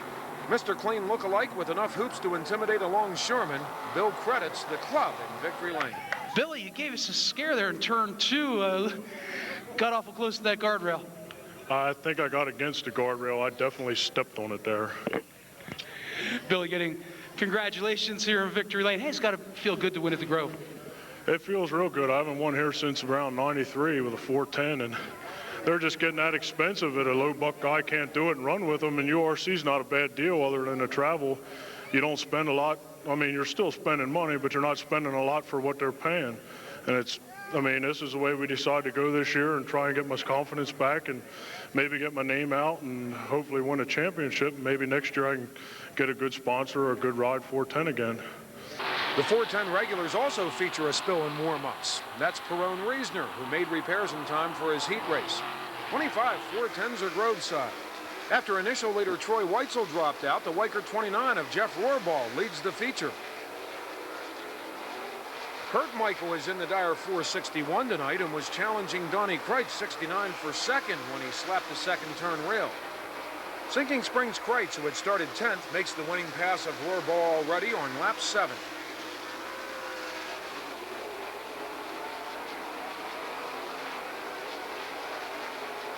Rohrball's good run comes to an end after contact with a lapped car.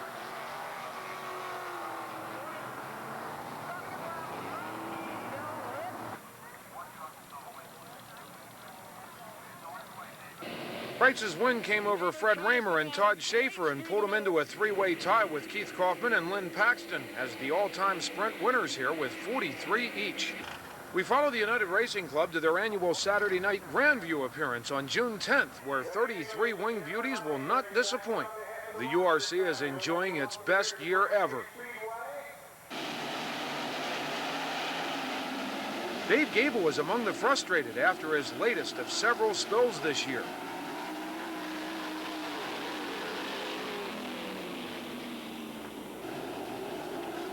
Chris Coyle launched over a spinning car.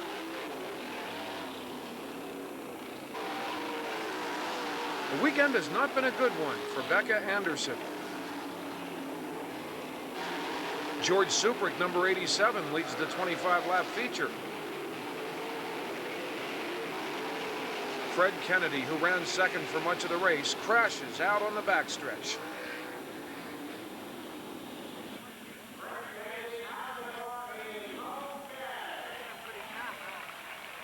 Lap 12, Allentown's flying Brian Seidel slips past Suprick on his way to his 4th career URC win. Suprick went on to hold off Kurt Michael for second. The podium salute to all three. Third place Michael, winner Seidel, and second place George Suprick. The modifieds are the lifeblood here at the High Bank Third Mile with weekly fields exceeding 50. 60 tonight. Grandview reminds us of Silver Spring. Good track prep, large fields, large crowds, local flavor, and side-by-side racing all night long. Best of all, Bruce Rogers promises us a shopping mall will never sit on top of the hill here. Danny Erb leads the pack as the feature unwinds. Lap 9. Ray Swinehart, 33, moves into first as the 88 of Temple's Mimi DeSantis also slips past Erb into second. Mimi leads.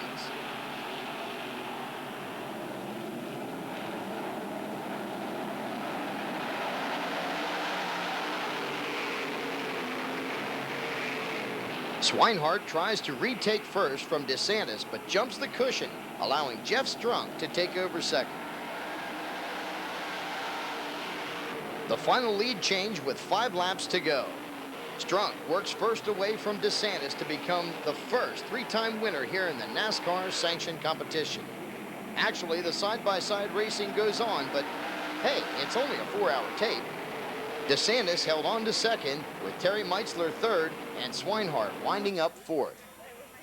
And finally on June 10th, the Silver Spring winners list continues its annual lengthening. Chalk up one for us old-timers as 62-year-old Smokey Snowbaker of Dover, driving the John Sermon number 32, becomes the 4th and final leader with this pass of John Stamen. Jim Shuttlesworth would follow Stamen for third. Hey, how's it feel to be back in victory lane? Well, I want to tell you, if you don't have a little lady luck on your side, you get scared to shit, I'll tell you. Hey, Smokey Snowbaker has reached legendary status, right? You were out of Knoxville. Yeah, I was out there running all the Masters Classic out there. All drivers over 50 years old. Knoxville, Iowa, those people ought to come in here and see a real race because they have a beautiful facility out there, but their racetrack's crap.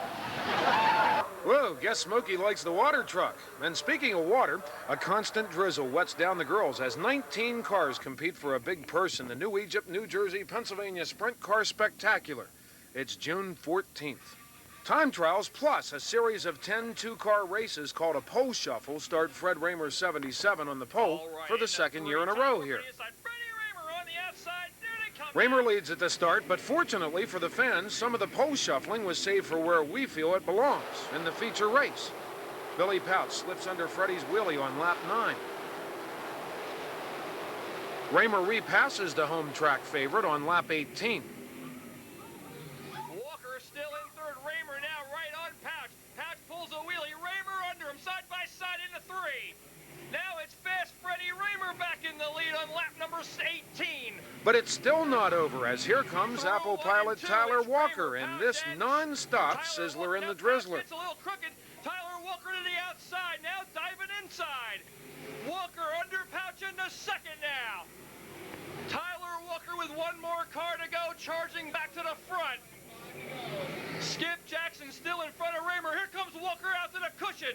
Through 3 and 4, Tyler Walker is your new leader down the front with 5 to go. In the beginning of the race, they got out on you, and then all of a sudden the car came to you, you come back to them, and you just blow them away. That's going to make you feel good about these guys that set up your car. They done a heck of a job tonight. Oh, yeah, we all just went down. That thing was really motivating, man. It was stuck and locked down. The motor's running excellent, and got 2 beautiful trophy girls here in front of me and my wonderful crew. What else could be better? As the cold rain falls a little harder, we note that Pouch finished second, Raymer third. June 17th, 59 super sportsmen are at Silver Spring. John Stamen flips after contact with Bill Brown. Another win for the veterans here, as Bobby Weaver from Hellam, driver of the Auto House of Lancaster number 71, has the ultimate success in his latest of several starts. Ray Myers and Danny Hager followed the 54-year-old giant across the finish. It's Bob's 16th career win here at the Spring, and he says he hopes to have his sprint car back on track shortly. There's 37 cars sprinters at Port Royal. Chad Layton, U1, who started 8th, works the lead from the 18 of Kevin Welsh. It's the Harrisburgers' first win of the season. Billy Dietrich came from 12th to finish second over Welsh. I'll tell you what, you chased Kevin Welsh earlier there, tracked him down, and then pretty much left him set. Well, it was early in the race. It was a long way from the finish. Once I got in front, I just tried to maintain and hold her to the floor and keep it going. Tell you what goes through a driver's mind there in them closing laps when you had a fast Billy Dietrich coming in, and you had a whole lot of lap traffic ahead of you. Well, I was just trying to stay in the front. That's all I could think about, was just winning. Usually people go by me, that's how it works, but not tonight. We were the best. 26 big block sprints are docked at the port. The first lap of heat competition really launched George Culp. Here's 2 more views of the high flyer, which sent George to the hospital with minor injuries.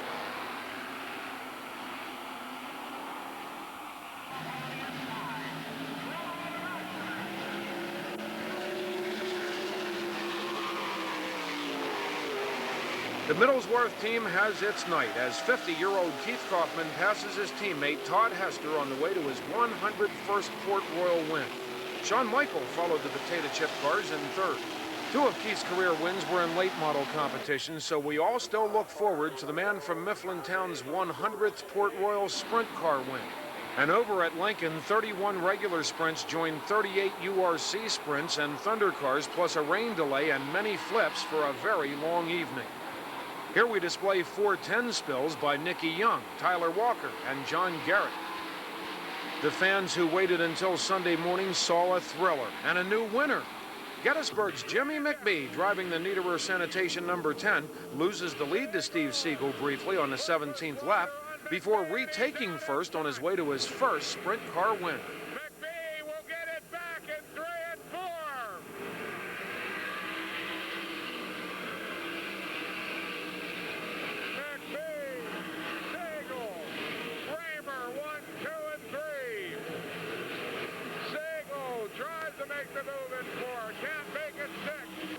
McBee becomes the 7th different feature winner here this season by holding off Fred Raymer at the finish with Siegel third.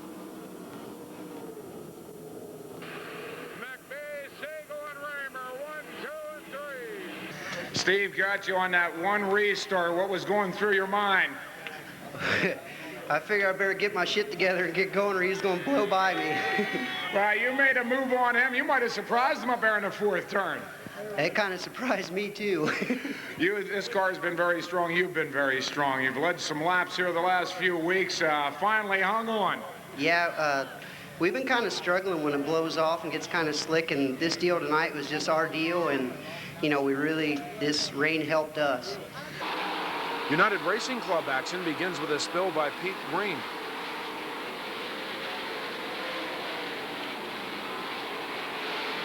Tim Higgins swipes the spinning Kramer Williamson, and both tumble, with Dave McGuff also having nowhere to go. Fran Hogue after tapping a sideways Becca Anderson. Problems on the front stretch. Billy Ellis in the dark-colored number 27 leads the green number 5G of Todd Rittenhouse. Lots of close racing, as up front we have Rittenhouse slipping under a bobbling Ellis. Into the lead he would never relinquish. Todd is the 8th winner in the 10 URC events this season. Brian Seidel finished 2nd. Steve Siegel 3rd, with Ellis hanging on for 4th. June 19th, Tommy Hines breathes a smile of relief as a nice crowd fills the long grandstands at Sharon Speedway on the Ohio border. Tommy's a lifelong racing photographer and passionate wingless sprint enthusiast. This is the 3rd time the familiar figure to Western PA racing has put a major part of his personal finances on the line, trying to catalyst real sprint car racing back into his home circuit. Turn 4, we're looking for a start. Green flags out.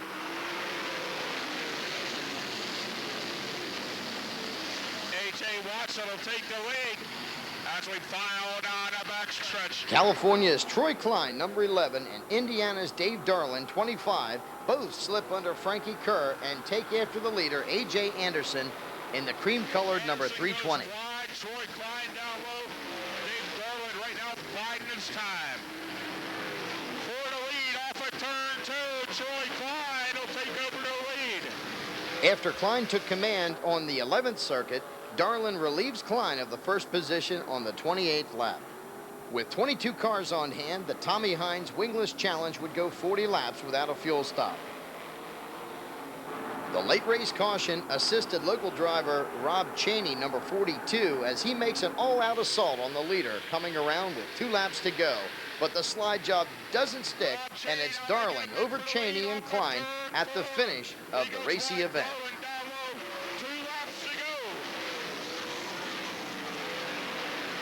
Yeah, this is actually the first time I've drove this car. We got the deal put together a couple weeks ago, and well, we started talking about it a couple weeks ago, and we wasn't sure whether we wanted to come here or there's a race tomorrow night in Kansas that pays $4,000 to win. We thought about going there instead because it's closer to Wednesday night's races. So, but we took a gamble coming out here. I like coming out here to the East Coast, and the